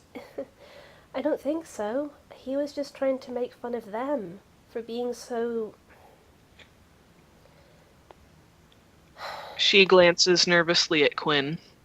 Do you want me to go talk to him? Did it make you uncomfortable, honey? A little bit. I want to make sure he's not. Do you want to come talk to him too? No. Okay, I'll talk to him.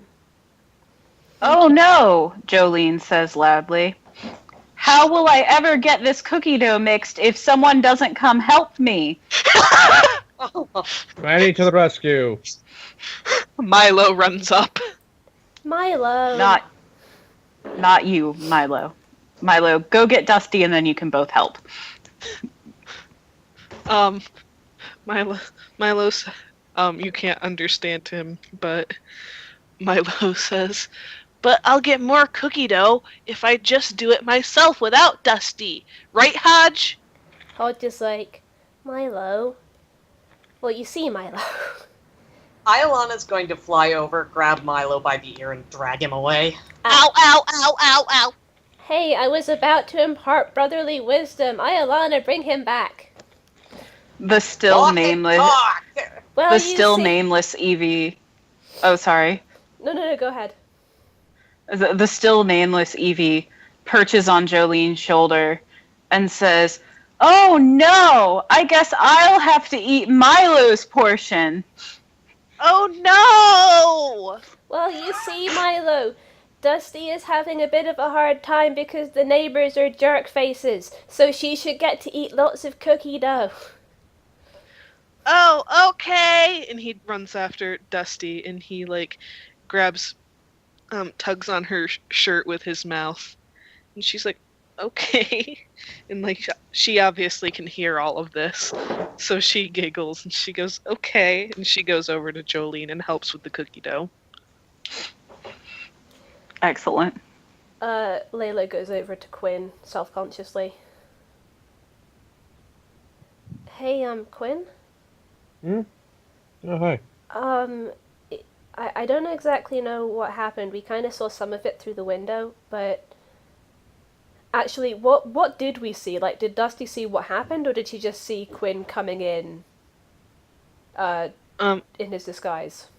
Well, Quinn would have had to go inside to get disguised, right?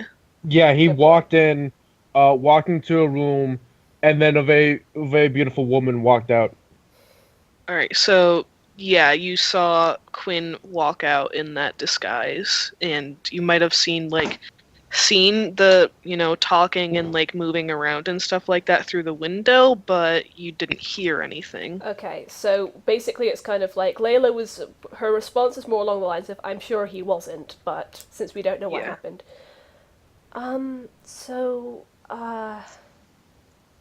You were,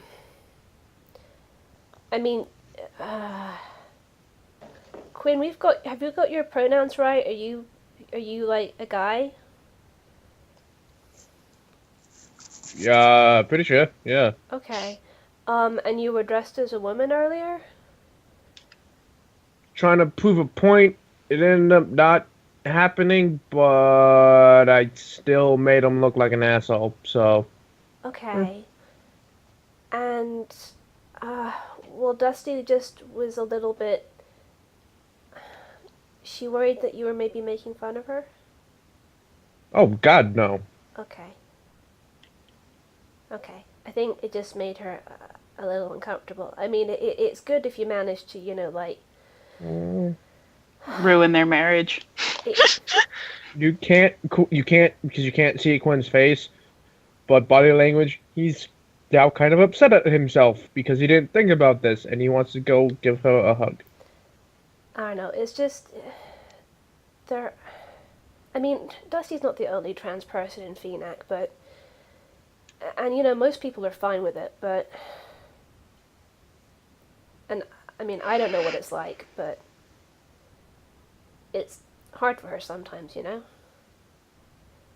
Some people can be really, really hateful, and it's sometimes... Don't I know it? Yeah, and it's sometimes hard to tell if someone's being hateful or not, and...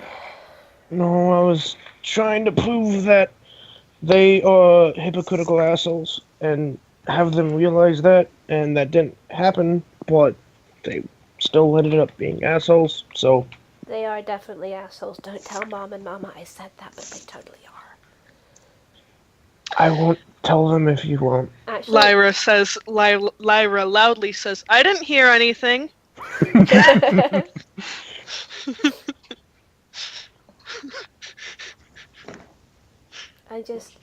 I want my little sister to be okay. We all want her to be okay, and Out of character, is she anyone nearby?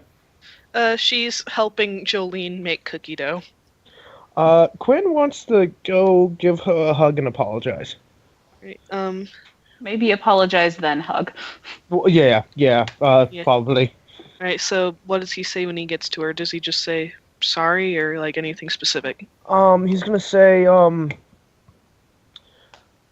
don't want to make this situation worse. Layla is hovering nearby, looking like she's ready to do damage control. Ariel is holding a baseball bat. Hey, Ariel's holding a baseball bat. Oh no! Ariel did not put the baseball bat down. She's ready. So people are talking smack about her sister. She's ready to smack them. Jolene still has her shotgun nearby, but honestly, she would definitely let Ariel hit you rather than hit Ariel. Ow! But yeah, basically, baseball to the face. she looks from Quinn to Dusty and says, "Hey, Dusty, I think Quinn would like to apologize. Is that okay with you, or do you still need some space?" He can talk to me. I'm sorry for doing what I did. I didn't really I guess I didn't really think about all the ramifications. If you felt uncomfortable, I'm sorry. Not really used to having to deal with a lot of situations with people. Move around a lot, you know. And he kind of like kneels down and hug. She fidgets a little bit, but then gives you a hug, and then she goes, "It's just that people laugh at people like me and in boys in dresses too a lot, so I just wanted to make sure you weren't trying to be..." He doesn't think boys in dresses are funny, and he doesn't think girls like you are funny either. Right, Quinn? Not at all. But if you give me a list of their names and addresses, I think Quinn and I would love to go teach them what real jokes are like. The issue is I feel like your jokes would involve a shotgun, while my jokes would usually actually involve jokes. Okay. I'll teach them what jokes are like. On the plus... I'm sorry, but my friend just made a post. What was the post? I'm fine. Oh no. What is this? I'm fine. Oh dear. Wait, hold on, let me see if I can... Oh my god, Eli. All comedy is derived from fear. Yes, Oh Garnet. no, not this again. Alright, I think this is the right thing. Okay, it's an album, so you have to go through it, but it hurts. I'm fine. Really, I mean it. Anyways, Oh. I actually, if it's got sound, I won't open it right now. But yes. no, it doesn't have sound. Oh, it doesn't have sound. Oh right, Yeah, it's like a photo album. Oh, is it anything like the "You Are My Sunshine" comic with Charmander and Venusaur? It might make you cry. Which makes people cry just by mentioning it. It might make you cry. Okay, anyways, as all of this is I know! I'll share it with the stream as well so they can suffer with us. You bastard! Okay, so while all the stuff with, damage control with Dusty and, taking care of her, making sure she's okay, while all this is going on, you hear something flutter through the window, And then you hear a poof, which is the very distinct transform noise. Is it Shelley? Alistair, Yes. I'm mortally wounded. I know. I'm just gonna lay here and die now. Thank you.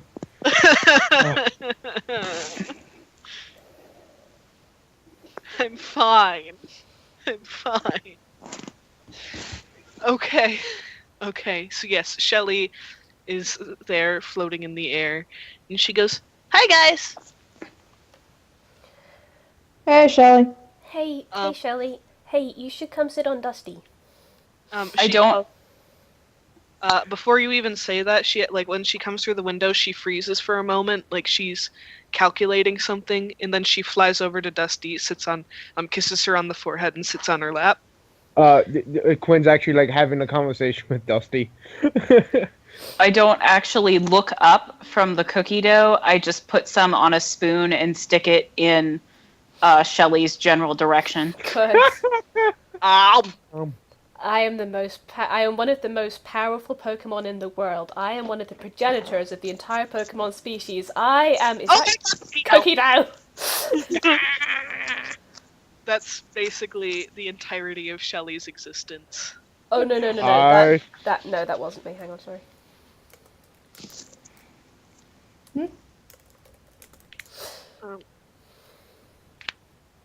we go.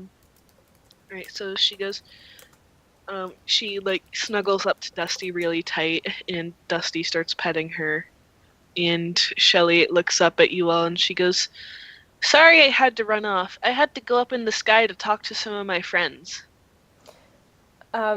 Sprig kind of hovers nearby and says, You were a really pretty Butterfree," and then she just zooms off. "You're a really pretty Velocifly." Just drops from the air. And she goes, "Anyway, I had to go up and talk to them, so yeah." Eggsy is batting at Shelly's tail again. She starts playing keep away with it again. No fair. And Shelley thinks for a moment, and she goes, "I should really introduce you to all my friends." Wait, I want to do a thing. Before, when Eggsy is kind of close to catching the tail, he starts to float in the air, just close enough for him to grab it. Whoa! And then he drops back to the ground. How did I do that? Shelley gasps, and she looks back down, and she looks down at her tail, then up to see who did that. I'm magic! Oh, baby. And she goes, "Excuse me, I am the winner of this game." I don't know, because I just caught the tail. And she goes, "'Cause you cheated." I don't, but is it really cheating if I don't know how I did that? Yes! And then she goes, "Anyway, I think you all would really like my friends. There's one living in the Relic Forest, but it's kind of hard to find them now because, there's the kindred that live there, and they can be kind of mean to outsiders. So it's kind of hard to meet that friend. And then there's a bunch of friends I got up north. No, not just north, but north, and she starts spinning around trying to figure out what direction she's talking about, and she goes, "West, yeah, northwest." Let's not go northwest. Why not? Wait. Never mind, I'm thinking northeast. We don't want to go northeast. Why? Close to the entrance. Wouldn't it actually be northwest, the entrance? No, northeast. The entrance is not... hold on. The entrance is not where Mount Battle's lobby used to be. The entrance... Yeah, it's that on the east side, but I thought... I see. Yeah, Andrea, take a look at your map. Am I getting my directions mixed up? Yeah, both the Cypher Key Lair and Mount Battle's lobby are northwest. Yeah, the Cypher Key layer is more of northwest. It's just that Phoenix City is like so far east. Yeah. Okay. So we don't want to head so far north they'll see us, which is sad because I see a lot of things that Quinn would like to find. Oh yes, there are plenty of things there, so you can always venture up there. If we want to risk it. when Shelley overhears you guys talking about this, she goes, "Oh no, not up to Mount Battle like that. I mean, in the more grassy, foresty area. There's a really nice place where some of my friends, but you might not want to go in unannounced. They can get really mad."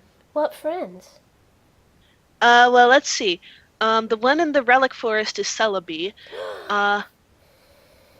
And the one, oh, and I've got 6 way up northwest. And they are Suicune, Raikou, and Entei, and Moltres, and Zapdos, and Articuno, and they've got a whole bunch of other Pokemon there with them. Layla has very round eyes right now.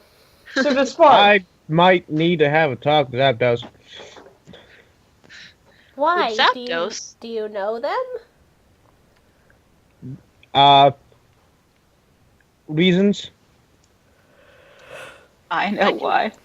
I can talk to Zapdos for you if you want. Hannah, please message me. I wanna know why. Tell me. Hey, I can't remember. Is Zapdos the symbol for Instinct. Team Storm? It is. Yes, Zapdos is. Is it anything to do with Team Storm, Quinn? Kinda. Shelley goes, "Oh, Zapdos just flew by. I can go talk to him if you want." Huh? Just tell him I mean, we're gonna go over there eventually anyway, so I just want to have a word with him eventually at some point. Okay. Also, Are you gonna ask him to smite Team Storm? quite possibly. Before you can even finish talking, she turns into Butterfree and starts flying out the window, and she goes, "Tell him you gotta talk to him sometime. Got it." Oh my god, I just imagine like, okay, bye, Mr. and Mrs. Oh god, Mrs. and Mrs. Hartigan-Lamont. Hartigan-Lamont. We turn around and there's a giant Zapdos is perched on the fence. Well then. Leilani would break the shit out of the no swearing rule. I think he'd break his pants. I think Mom and Mom would do the same. Mom and Mama. I think everyone would break their pants. Just everyone's silent. And which mom is the more like strict one about the cursing? Probably Cicely. Yeah, Cicely's a little stricter about the cursing. Cicely- Lyra will give a warning tone to not say that, but in a situation that calls for it, she'll be like, "I didn't hear it." Yep. Just it'd be funny like everyone's silent and then Cici just goes, "Well, damn." Just the softest. Holy fuck. Yeah. Yes, the softest of all holy fucks. Is it? Never mind. Never mind. So yeah, Shelley takes off out the window again, unless you call for her to stop and wait. Unless you didn't need to. Okay. Does anyone ask her to wait? Like, I mean, Layla is pretty. I don't know if she wants to ask more questions or not before Shelley. No, but Leilani will say, "Wait, where are we going?" We're about to go talk to some legendary dogs and some legendary birds. Now we need some legendary cats and we can tie the whole thing together. Okay, but when are we taking Moles back to Gateon-Port? Oh, probably first. Way. Yeah, that's what I'm thinking first. We do that and then we just fly up to where we need to go. By the way, now that she is a little bit less Oh, distracted. I have the perfect way to get rid of that vertibird now. Uh-oh. Damn Wait, it. what? I didn't hear it. What happened now? I'm not telling you. Andrea, what'd you say? I said we should fly Boss to Gateon-Port and then fly the rest of the way there. Okay. Oh, so you didn't give him an idea, he just came up with one. Mm-hmm. Bucky, But, Quinn will sell that thing before you can get rid of it, I swear. Don't challenge What was the Layla DM. saying? I'm afraid not, Hunter. I'm afraid not. What I was Do you saying. already break it? Nope. What I was saying was that Sprig, now that she's not distracted by the pretty Butterfree, has gone out to the garden and got Wallflower's assistance in gathering some flowers and made a flower crown, and then has come back and put it on Dusty's head. And then sat on Dusty's head. Because that's how she shows affection, damn it. Sprig? Yes. Dusty is very happy with this. And she gives Sprig a nice big hug. Sprig hugs back, and then resumes sitting on Dusty's head, because that is how she shows affection. Of course. Quinn will probably continue his conversation with Dusty. Alright, yeah, Dusty is... Sprig does occasionally give Quinn a warning look, because Sprig is has always been slightly distrustful of Quinn. Ever since Quinn did not let her be tall.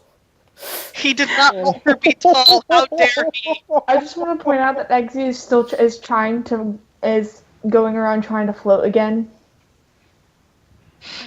Eggsy's just like... Wait. I have to do a thing. I have to look at something first. Sorry. Because it might just happen.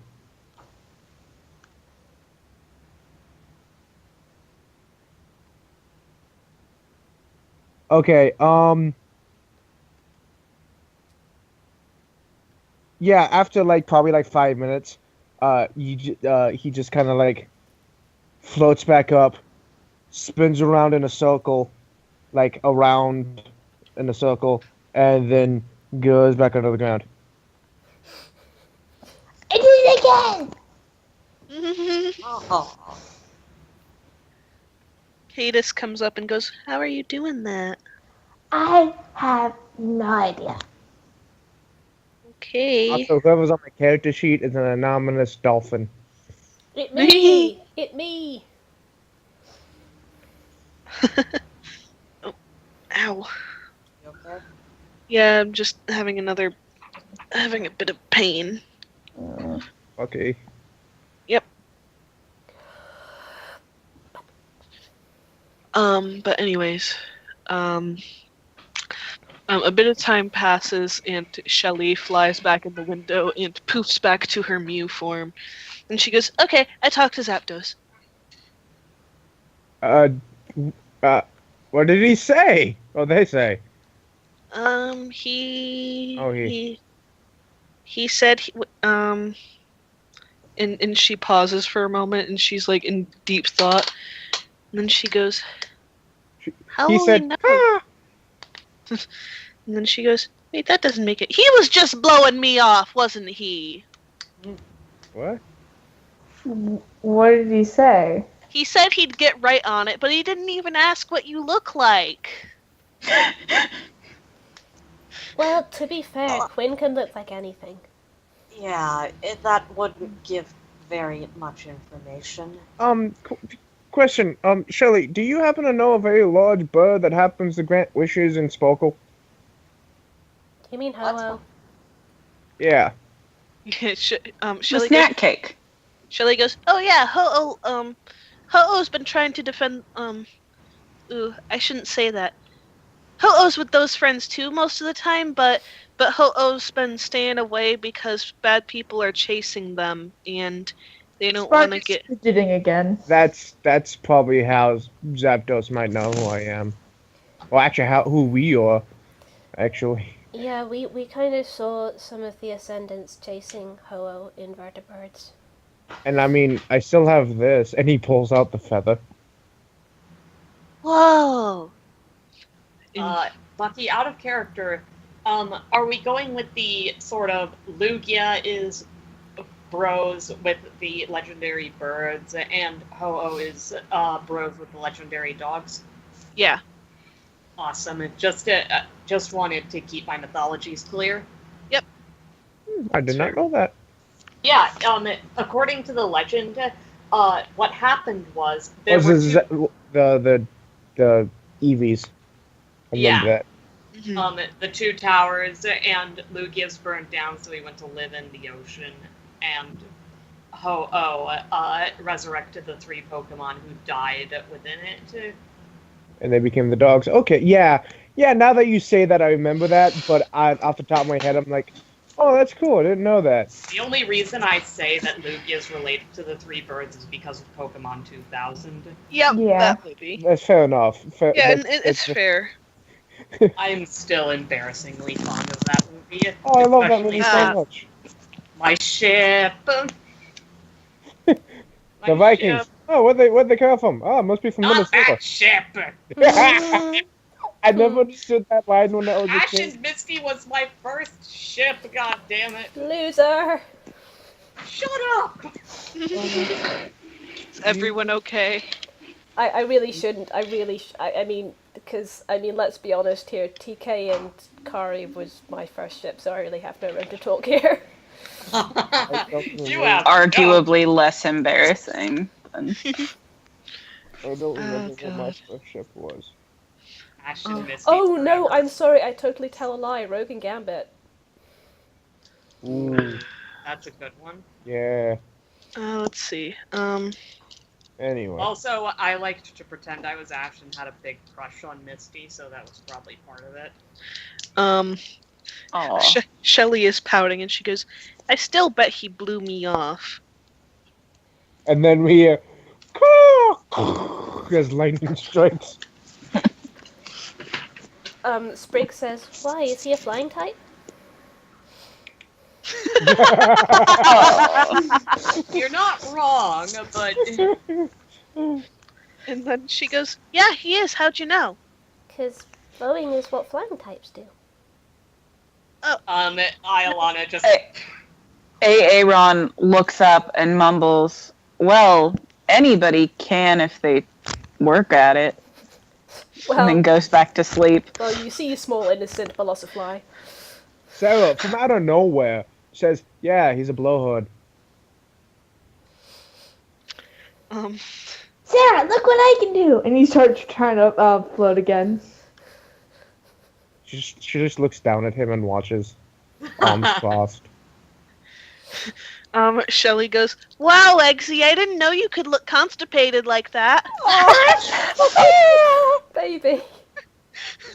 Sarah's worst gonna go. part is how genuine she is. Yeah, Sarah's gonna go off to some room so no one can bother her. And then, I don't know, 5 minutes. Yeah, 5 minutes later, Eggsy's gonna fly again. Can only do it when Sarah's not here. That's counterproductive. He's gonna fly around Shelly just to mess with her. Who's flying around Shelly? Sorry. Eggsy's flying around Shelly. And she looks incredulously at Eggsy, and she goes, "How are you doing that? I do not know. You should get more control over that ability, because it's a good ability. If you get control of that ability, you can go up and fly and talk to Zapdos like I can." After like Is 3 Zapdos minutes. still hanging around? Says Iolana. He's probably long gone by now. But next time he passes over, you'd be able to go up and talk to him if you could float like that. Iolana floats in the air with fairy wind. After 3 minutes, Eggsy goes back to the ground.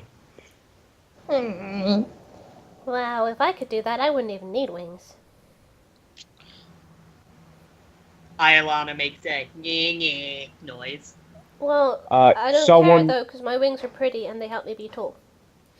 Yeah, Someone they are smacks really pretty. I can't even fuck with that. Someone smacks him on the way by. From like nowhere. Smacks who? Smacks who? Like Eggsy? No, sorry, her. Iolana? Yeah, sorry, her. Sorry, there's so many names. I'm trying to keep track of everybody. Yeah, like upside the back of her head, just. Iolana looks around. What the fuck? There's something invisible.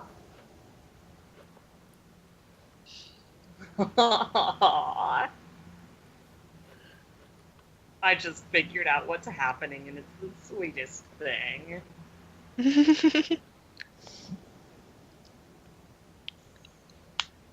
Is Sarah invisible? Mm. Hatter, you're an asshat. I gave her the invisibility ability. You fool. Invisibility ability. And she also has dead silent, so she's sneaky. She's sneakier than Spork is. Oh no. Iolana makes bitchy Iolana noises. Oh no. What have I done? Also, she can also phase through walls. What have I done? How the fuck can she phase through walls? Holy She's a shit! ghost type. Because She's a ghost type. Yeah, she has the ability Phaser, which allows her to do that. She takes damage in doing so, but it also means, like, she can stealth up to a guy by phasing through a wall and being invisible, and then just sneak attack him. Iolana has the infiltrator ability, so if I understand correctly, she can basically get through anything that's not completely airtight. Yeah. That's how I'm gonna do it, yeah. That works. So basically she just squeezes herself into a tiny ball of cotton and wriggles in through the little holes. She's like a rat. Wiggle. Yeah, basically. Aaron can probably eat her way out. Yes, Aaron can almost definitely do that.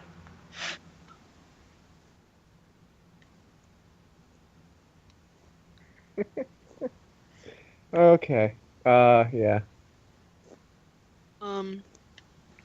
There is a knock at the door, and Oh, Shelly perks up, and then she realizes, oh shit, I'm a mute, and then quickly hides.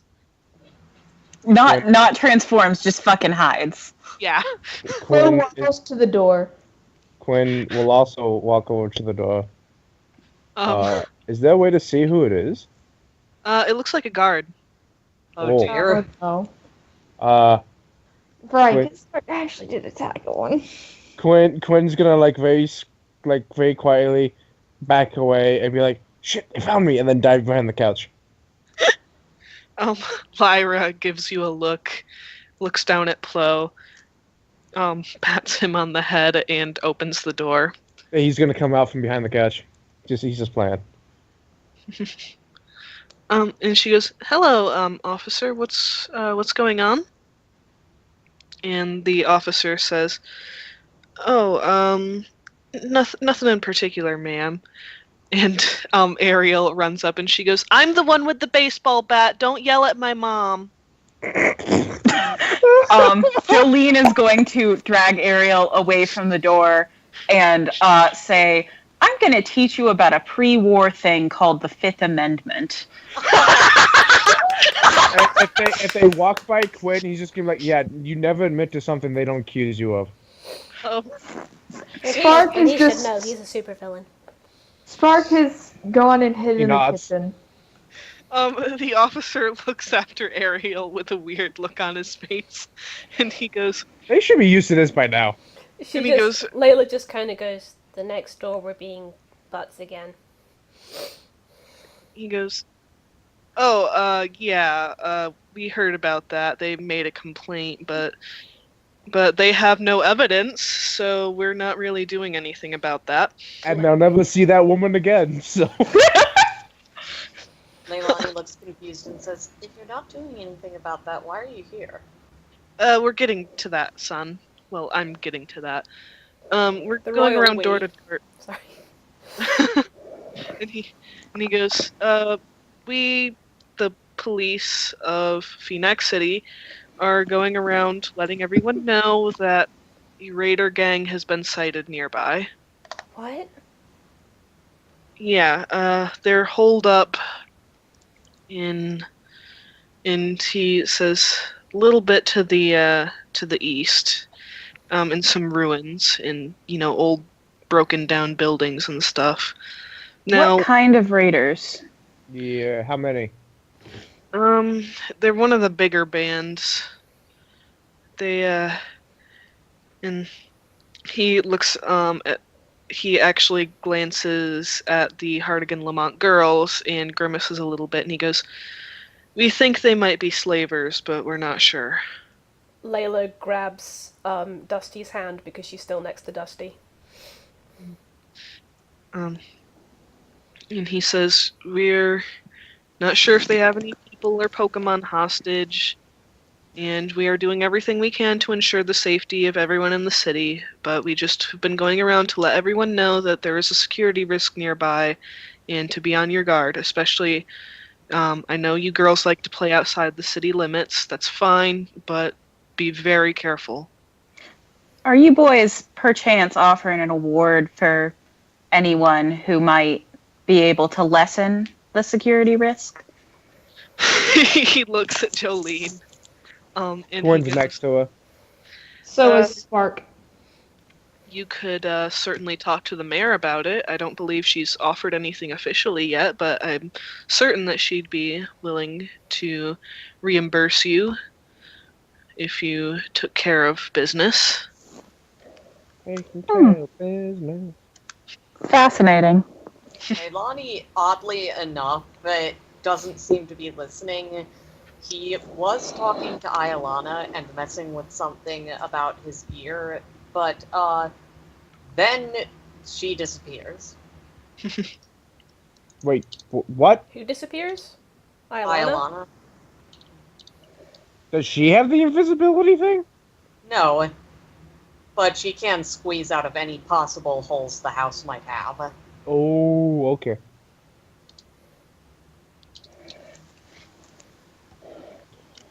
Quinn's gonna say, "I hate slavers.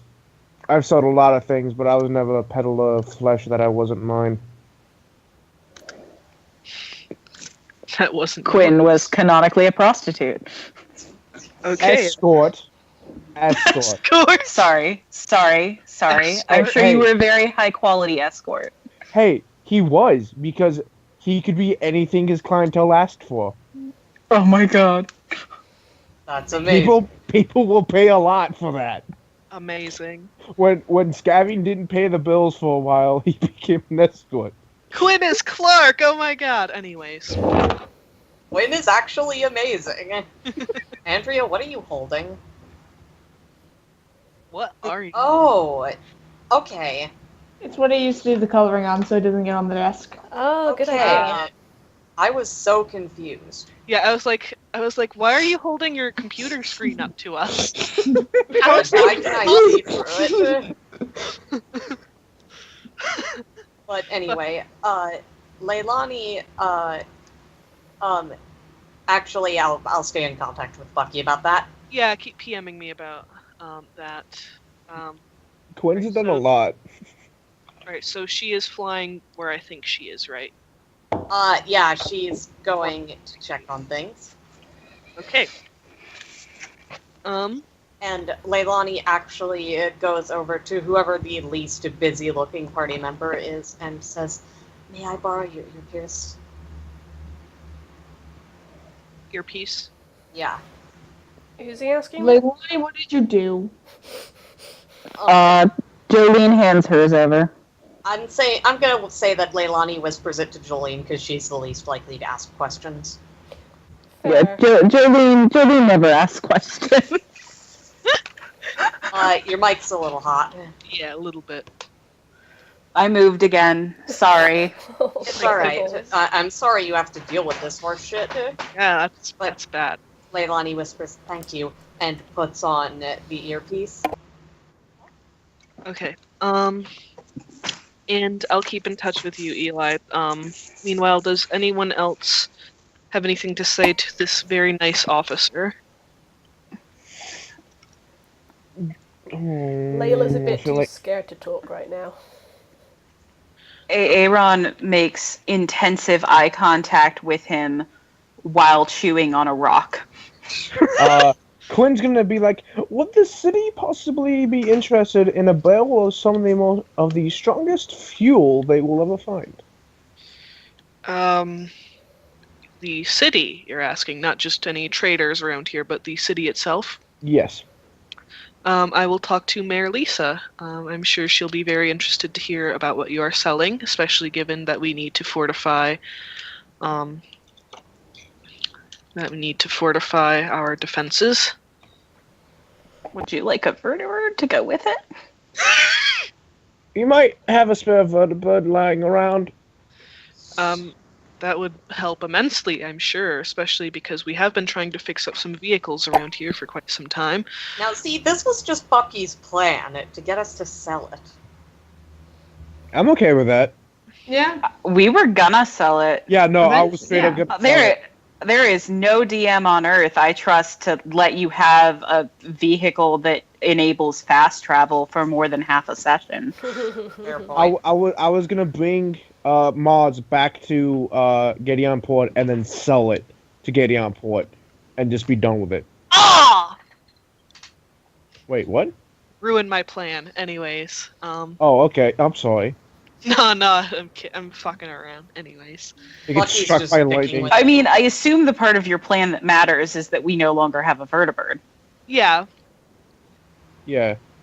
but in any case. We come back and Mars has had a nightmare. He's accidentally shredded the thing to pieces. And he just looks at you sheepishly and he's like, sorry. Oh, The saddest Vion ever. I can't be mad at you because you're adorable, and because if I was, you might kill me. Okay. Anyway. The officer actually glances inside and he notices how nervous Layla looks and he goes, may I come in, ma'am? It's probably worth noting that Layla is probably not the only sister who looks nervous right now. Yeah, all the sisters are kind of clumping together around Layla and Dusty. Possibly with Pokemon sitting protectively on their heads. Basically, yeah. Zazu is going to audibly take a deep breath and then stand in front of them. Baby. Oh. The officer says, "May I come in, ma'am? I mean, unless the other members of the household and its guests are opposed to that." And he glances around at the other party members. Leilani steps from the door. Spark has moved over to where her stuff is and looks like she's packing. Quinn, Jolene. I do not consent to any unlawful searches. Does she say that? Yes. He goes, I wasn't intending to. Okay. Would you like a cookie? That would be lovely. I hand him a freshly baked cookie. He eats it and he goes, these are quite good. Anyways. Are you bribing the police officer? Are you bribing the officer of the law? And he This is steps, my own this is someone else's private domicile, and I will not be harassed. Bitch. He steps inside and he walks over to the pile of sisters and he sits down across from them, not too close. He doesn't want to, invade their personal space. I like this police officer.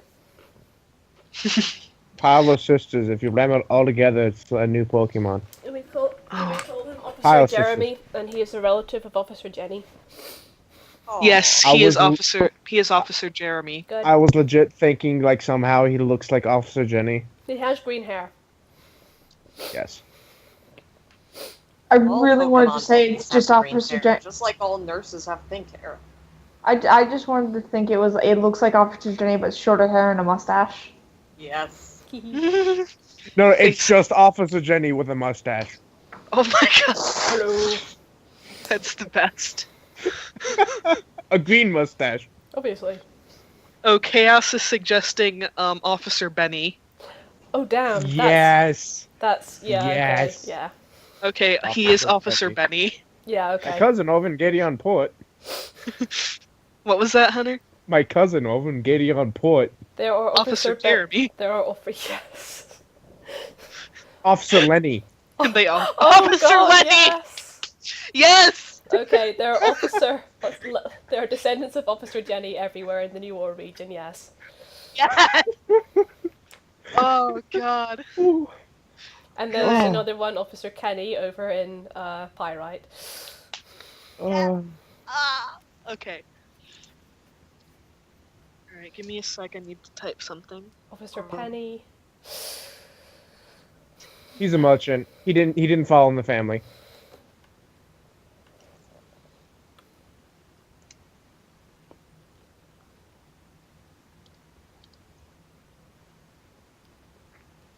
I'm just literally going through the list Hale next. Spirit says Officer Benny Hill runs around everywhere. Oh. Oh. It's just can we have a character named Wilhelm? Ah! Ah! That is a spider.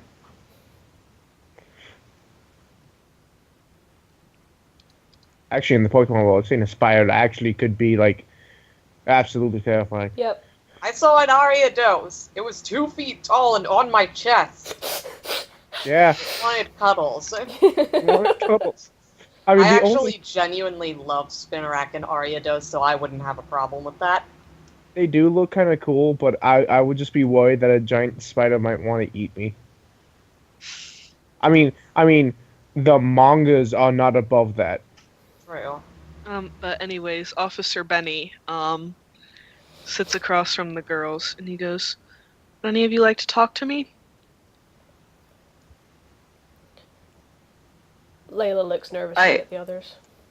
I stand over Officer Benny's shoulder, make eye contact with Ariel, and hold up 5 fingers. Wait, what? I don't get it. I taught her about the Fifth Amendment today. Oh, yeah, okay. Good. Okay. Ariel. Ariel looks at Jolene, then at Officer Benny, and she nervously says, "No self-incrimination and stuff, right?" And he says, yeah, sure." You've been teaching these girls.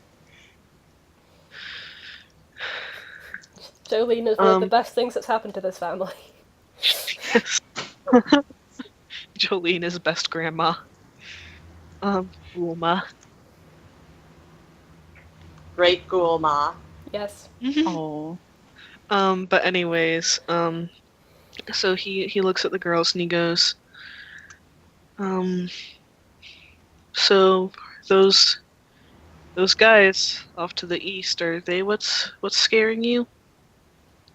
And Dusty slowly nods. We don't like slavers. He goes, "I know no one likes slavers except slavers, but they don't count." Actually, I met a lot of slavers who don't like slavers. Well, that's true too. And he goes, "Well, I tell you what, girls, you have no reason to be scared at all, because, like I said, they're a pretty decent distance away. Not, I mean, enough that we feel like we need to warn you guys, but they're still a good distance away, so we're not too awfully worried. And not to mention, we have plenty of time to set up defenses around the city to make sure everything's okay. So they're not going to get in here." But they might have people. Yeah, we're gonna do everything we can to see if we can save any people who that they might have captured. I promise you that we're going to do everything in our power to make sure no one gets hurt that doesn't need to get hurt. And I don't know about you guys, but I think slavers need to get hurt. Layla nods vigorously. Somewhere Shelley's going, hey, oh, yeah. Shelly's just like, I can't look at the screen. I'm sorry. Damn. She's like that one meme, or image. Where someone raises their finger and then it just drops. Like, let me tell you why that's bullshit. But like, instead of like, let me tell you why that's bullshit, it's like, I can't argue with that. Yeah, okay. Yeah, Shelly. Yeah, so Shelly just does that. I might have a link for this, but I need to get my fucking sheet to work first. Jolene cocks her shotgun. Layla thinks for a second and looks at the sisters, and then looks back at Officer Benny and says, I think I want to help. Layla, you're are you sure about that? They can be pretty nasty people. So were the people that took us. But Spark just kind of is stifling a scoff. she looks over at Spark, confused. Spark? Nothing. Anyway, I just... Well, people had to come save us, and if they hadn't... I want to help people like the Costas did.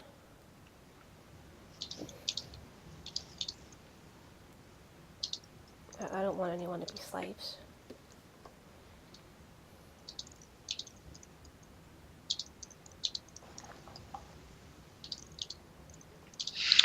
Give me a sec, sorry. I need to type up a message. It's okay. Take whatever time you need.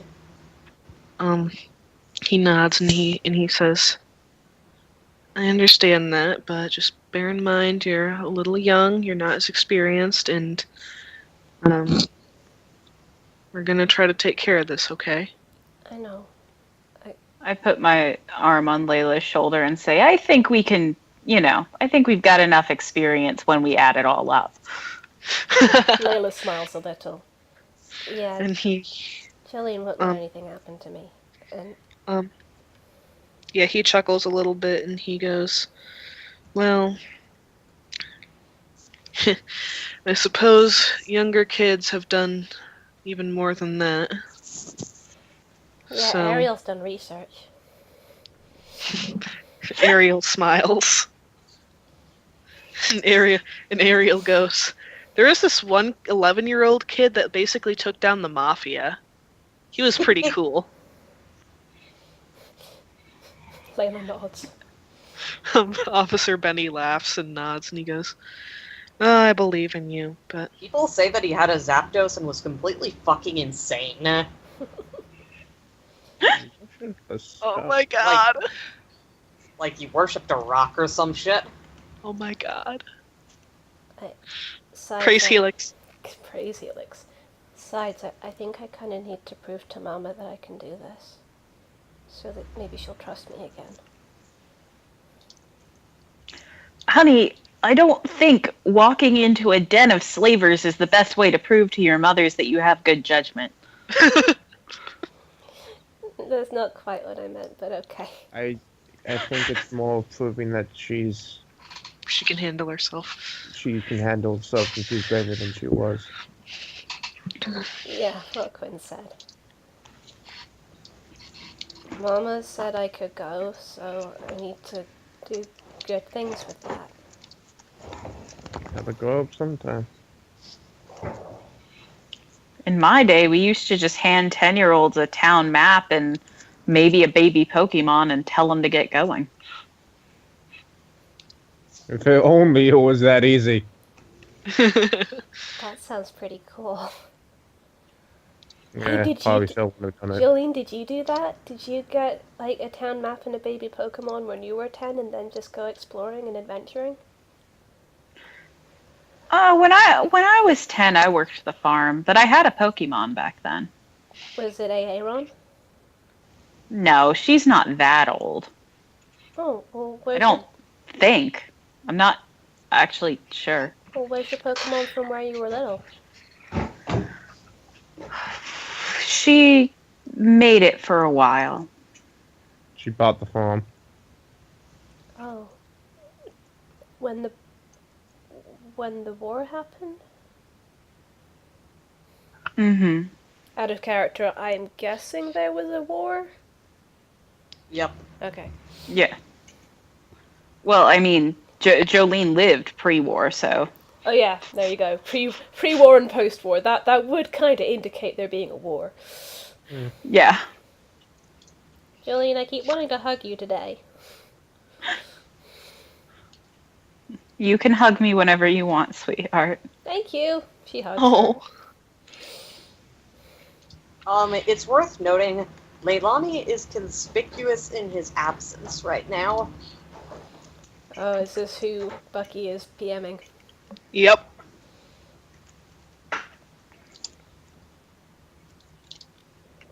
Spark's gonna go looking for Leilani.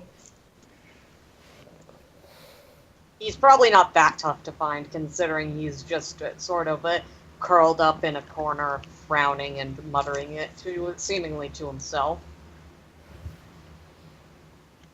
Spark is just gonna go quietly and then just suddenly tap Leilani on the shoulder. Yeah! What are you doing? And you can actually vaguely hear, you don't understand this, but in the earpiece you can hear Iolani yelling, "Don't yell at me, you little dipshit!" Leilani, where's Iolana? Checking on things. Leilani. Hang on, and Leilani nods a few times.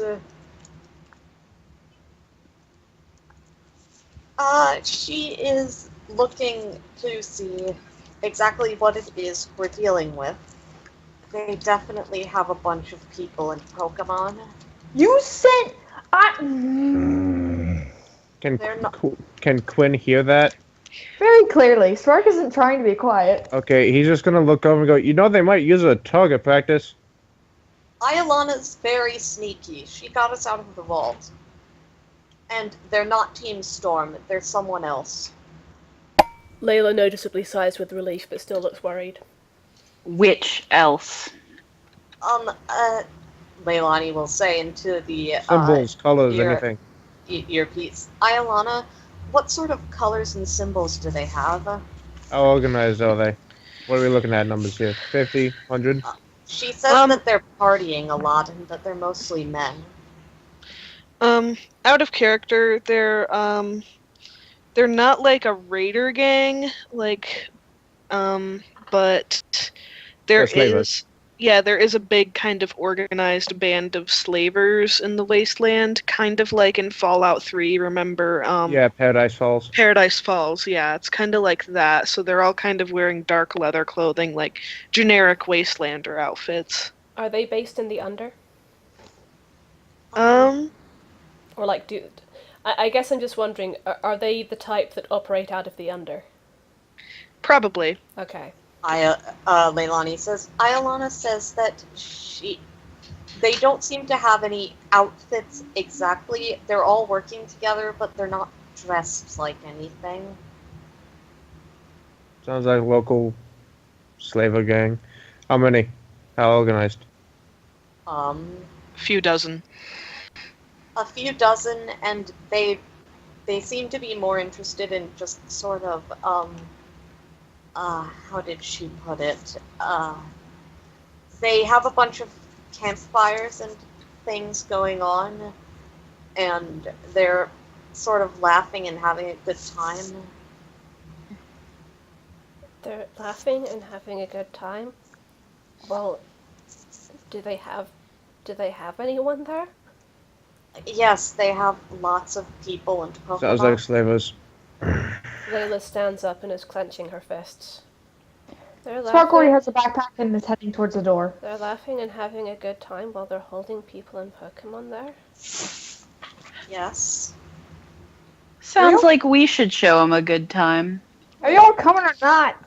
I brought the party favors. Layla grabs her bag and grabs she grabs Sprig, Hodge, and Pip and says to the EVs, to Milo and Mikey, Hey, I need you guys to stay here and look after my family, okay? You need to make sure and keep them safe. Milo says, got it! Then he goes, Hodge, how do you take care of humans? What do they eat? Oh, Milo! And meanwhile, Leilani says, alright, Iolana, we're coming. Stay hidden, but press some advantage for us. Lay down cotton spore where you can, but be subtle about it. And Iolana says, that's descriptive, thank you. But we'll try to do it anyway. Kaleo shouts, "Are we going on an adventure?" Yep. How far away are these guys? A few miles. Like, Iolana was able to get there fairly quickly, but she can fly it, and is Yeah. able to go very, very fast with the wind. Quinn's Yeah. gonna stop Spark. What? You can't fly off the handle this time. Yeah, we can't I'll be do. fine. We can't just charge in there, and we have to be careful, and we have to make sure that none of the people or Pokemon they have get hurt. When it's you on the line, hell, when it's me on the line, fine. We got people we need to take care of this time. Fine. I have a few ideas. We'll have to see what everything's like when we get there. You hear a muffled call, like, you hear a muffled squeak from the couch, like, between the cushions, and then you hear Shelley's telepathy. "Is the officer gone yet?" Is he gone yet? He actually has left by this time, I'm gonna say. Yes, Shelly. Leilani thinks, Shelly, can't you teleport? Maybe.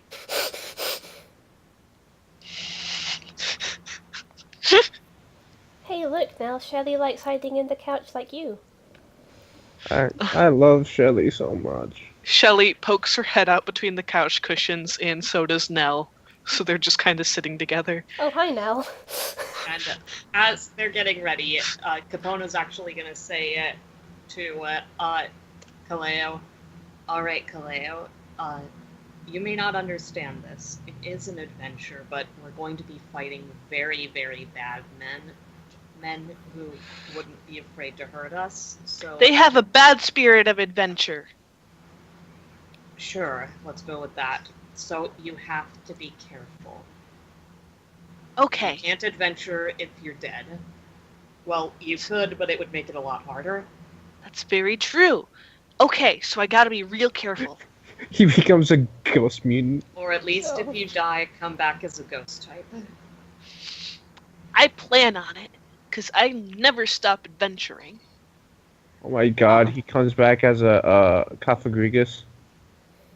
Oh no, well, I think that only humans become Cofagricuses. I could so. see him becoming a Golurk, though. And Leilani, Capono actually just smiles at Leilani, gives him a thumbs up. Leilani nods gratefully, and Capono gently scratches Kaleo behind the ears. Cadis, like, nuzzles Plo with her nose, and she goes, Are you up to this? I don't think so. Why? That voice. Oh my god. And she goes, You're just very young, and you're... I just want to make sure that you're prepared to go up against really bad people, because... And she starts shaking a little bit, and she goes, I've met really bad people, and...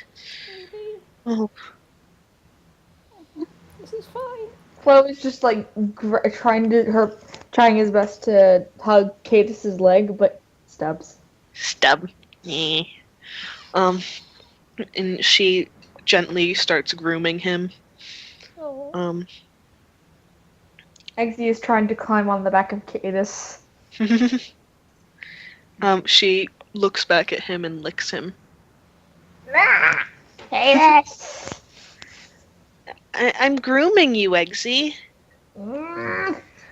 That's right. You don't like baths, do you? No. She tries to pick him up by the scruff of his neck off her back.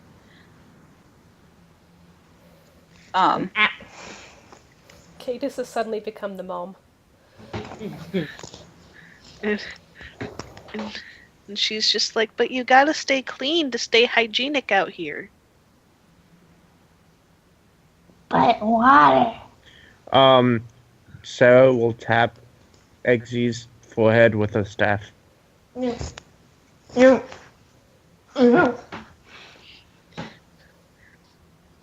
This is as far as I can go, so just hurry up. I'm back, Andrea. Hannah, what's up? Jolene is going to pick up her Eevee. Okay. So she can make eye contact with it and say, Tallulah? Yay! Tallulah! Good! 10 out of 10. You take care of everybody now. You gotta be the grandmother. You Gotta be the have to be the grandmother. Of the house. Mhm. She shouts, "Gee, Milo!" She gets her own little miniature shotgun. These big grandma glasses. I don't want to hear that you started any fights, alright? Just end them. Milo goes. Milo shouts, "Yeah, Falula!" And Yeah, falafel. Tallulah is going to turn to Jolene, who still cannot understand Pokemon, by the way, and say, "Ladies don't start fights; they finish them." Good. Yes. Good. 10 out of 10. Because they had pre-war Disney movies Good. in the box. I've decided. I Good. can't remember what that was from. Aristocats. Aristocats. Yes. Okay. I love that movie. Yeah, so do I. And so she's love the worst part of that movie, and that's embarrassing for me. Remind me what that is? Racism. All right, yeah. It's a really great racist song, though. Yeah. That is a good way to explain it, yeah. Like, it's very racially offensive, but it's super catchy. Yes. But it's so catchy. My favorite part's got to be the everyone wants to be a cat, followed up by the hop. Just Classic. Anyways, racism aside, Tallulah is going to sigh heavily, turn to Milo and say, "I'll share the cookie dough with you, but you get the small half." We get equal halves. Yeah, but my half will still be bigger. No, They'll be the same size, but my half is bigger. That's not how it works. it's not how fast. You think Hodge knows things. I don't know, Milo. I think she might be right. Give Edna a hug and just say, "Stay safe." Suddenly, the Hartigan-Lamont have inherited 4 Eevees. They're just like, "Wait, what? We didn't ask for this. We're not ready for this." I mean, there still are Eevees, but... Oh yeah, but they're kind of staying at the Hartigan-Lamont where it's ostensibly safe. Yeah. And I'm kind of ethically opposed to putting them back in the box. Yeah. Look, as long as Ariel's there, I think they'll be fine. I'm sorry, Yeah. we come back and we found out that the 4 of them, along with Ariel, have TP'd next door's house. Good. Oh my god. Tad approaches someone. I'll let you guys decide who. More than likely, Eggsy. Mm-hmm. He approaches Eggsy, and he is just wide-eyed. And he goes, Are you guys gonna go fight bad guys? It's kind of a thing we do now. That's so fucking metal! Then he starts Actually, that reminds me. then he starts banging violently. Leilani is going to say, Ailana, don't you say a goddamn word during this, and then walk over to, wherever Jake is. Yay! Excuse me. And, is Jake fairly easy to find? Yeah, he's just kind of been hanging out, like, observing all of this, in confusion and discomfort. And when Ailana hears Leilani says, Jake, and Ailana says, "Oh, Ailana, shut up." You could And just take the Leilani earpiece out. Yes, Leilani does actually take the earpiece out, but you can still just vaguely hear Ailana just, "Ooh." And She is chipper trash just like the rest of us. Trash Isle noises. of course she is. Especially where her trainer is concerned. She's got to take care of her stupid brother. And Just trainer's an at idiot. some point, Jake is going to, like, one of them is going to ask the other out, and the other's going to say yes, and Iolana's go, yes, he's your problem now, Jake. Leilani just takes a deep breath and then says, we're going to fight the assholes. So I wanted to tell you, just in case things go wrong, that, He raises a hand. I think you're really cute too.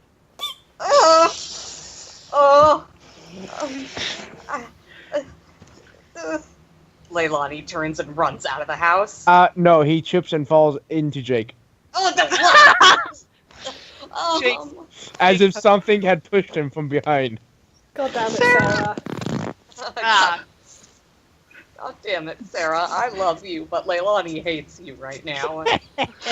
Leilani is now Actually, to anyone that was paying attention, Quinn, like, seemed to be having a war with Sarah, and then Sarah just went off to another room, and then that happened. And then, like, later, Sarah comes back. Jolene is going to look down at Leilani's general former knee height and say, I knew you had feelings. Aww. Sorry, wait, what? She's talking to Sarah, I think. Yeah. Sarah's taller now, but yeah. Oh, no, like Sarah comes back, like, not probably even a minute after that happens. And can we say Jake was sitting down, so now Leilani's lying on his lap and just in silent mortification. Like, head on the lap, just... Oh, really? Yeah.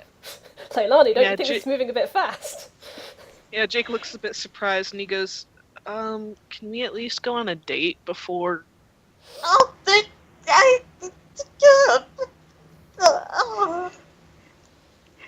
Leilani blue screens. Yes, Leilani is now just leaning on Jake's lap, staring up at him, mouth moving but no words coming out, and eyes the size of dinner plates. I don't know why, but for some reason I just now imagine Gwen writing shipfic. Yes. This is how Gwen discovers she's a yaoi fangirl. Is it still a fic that actually happens? No idea. Kiss him or pack your shit, baby, but we gotta go. Leilani is going to get up and run. Alright, so Spark goes over to Kane. He's still on the couch. Yeah. Alright. Kane looks up at you, nods, and reaches out for your hand. She takes it. Be careful. I promise.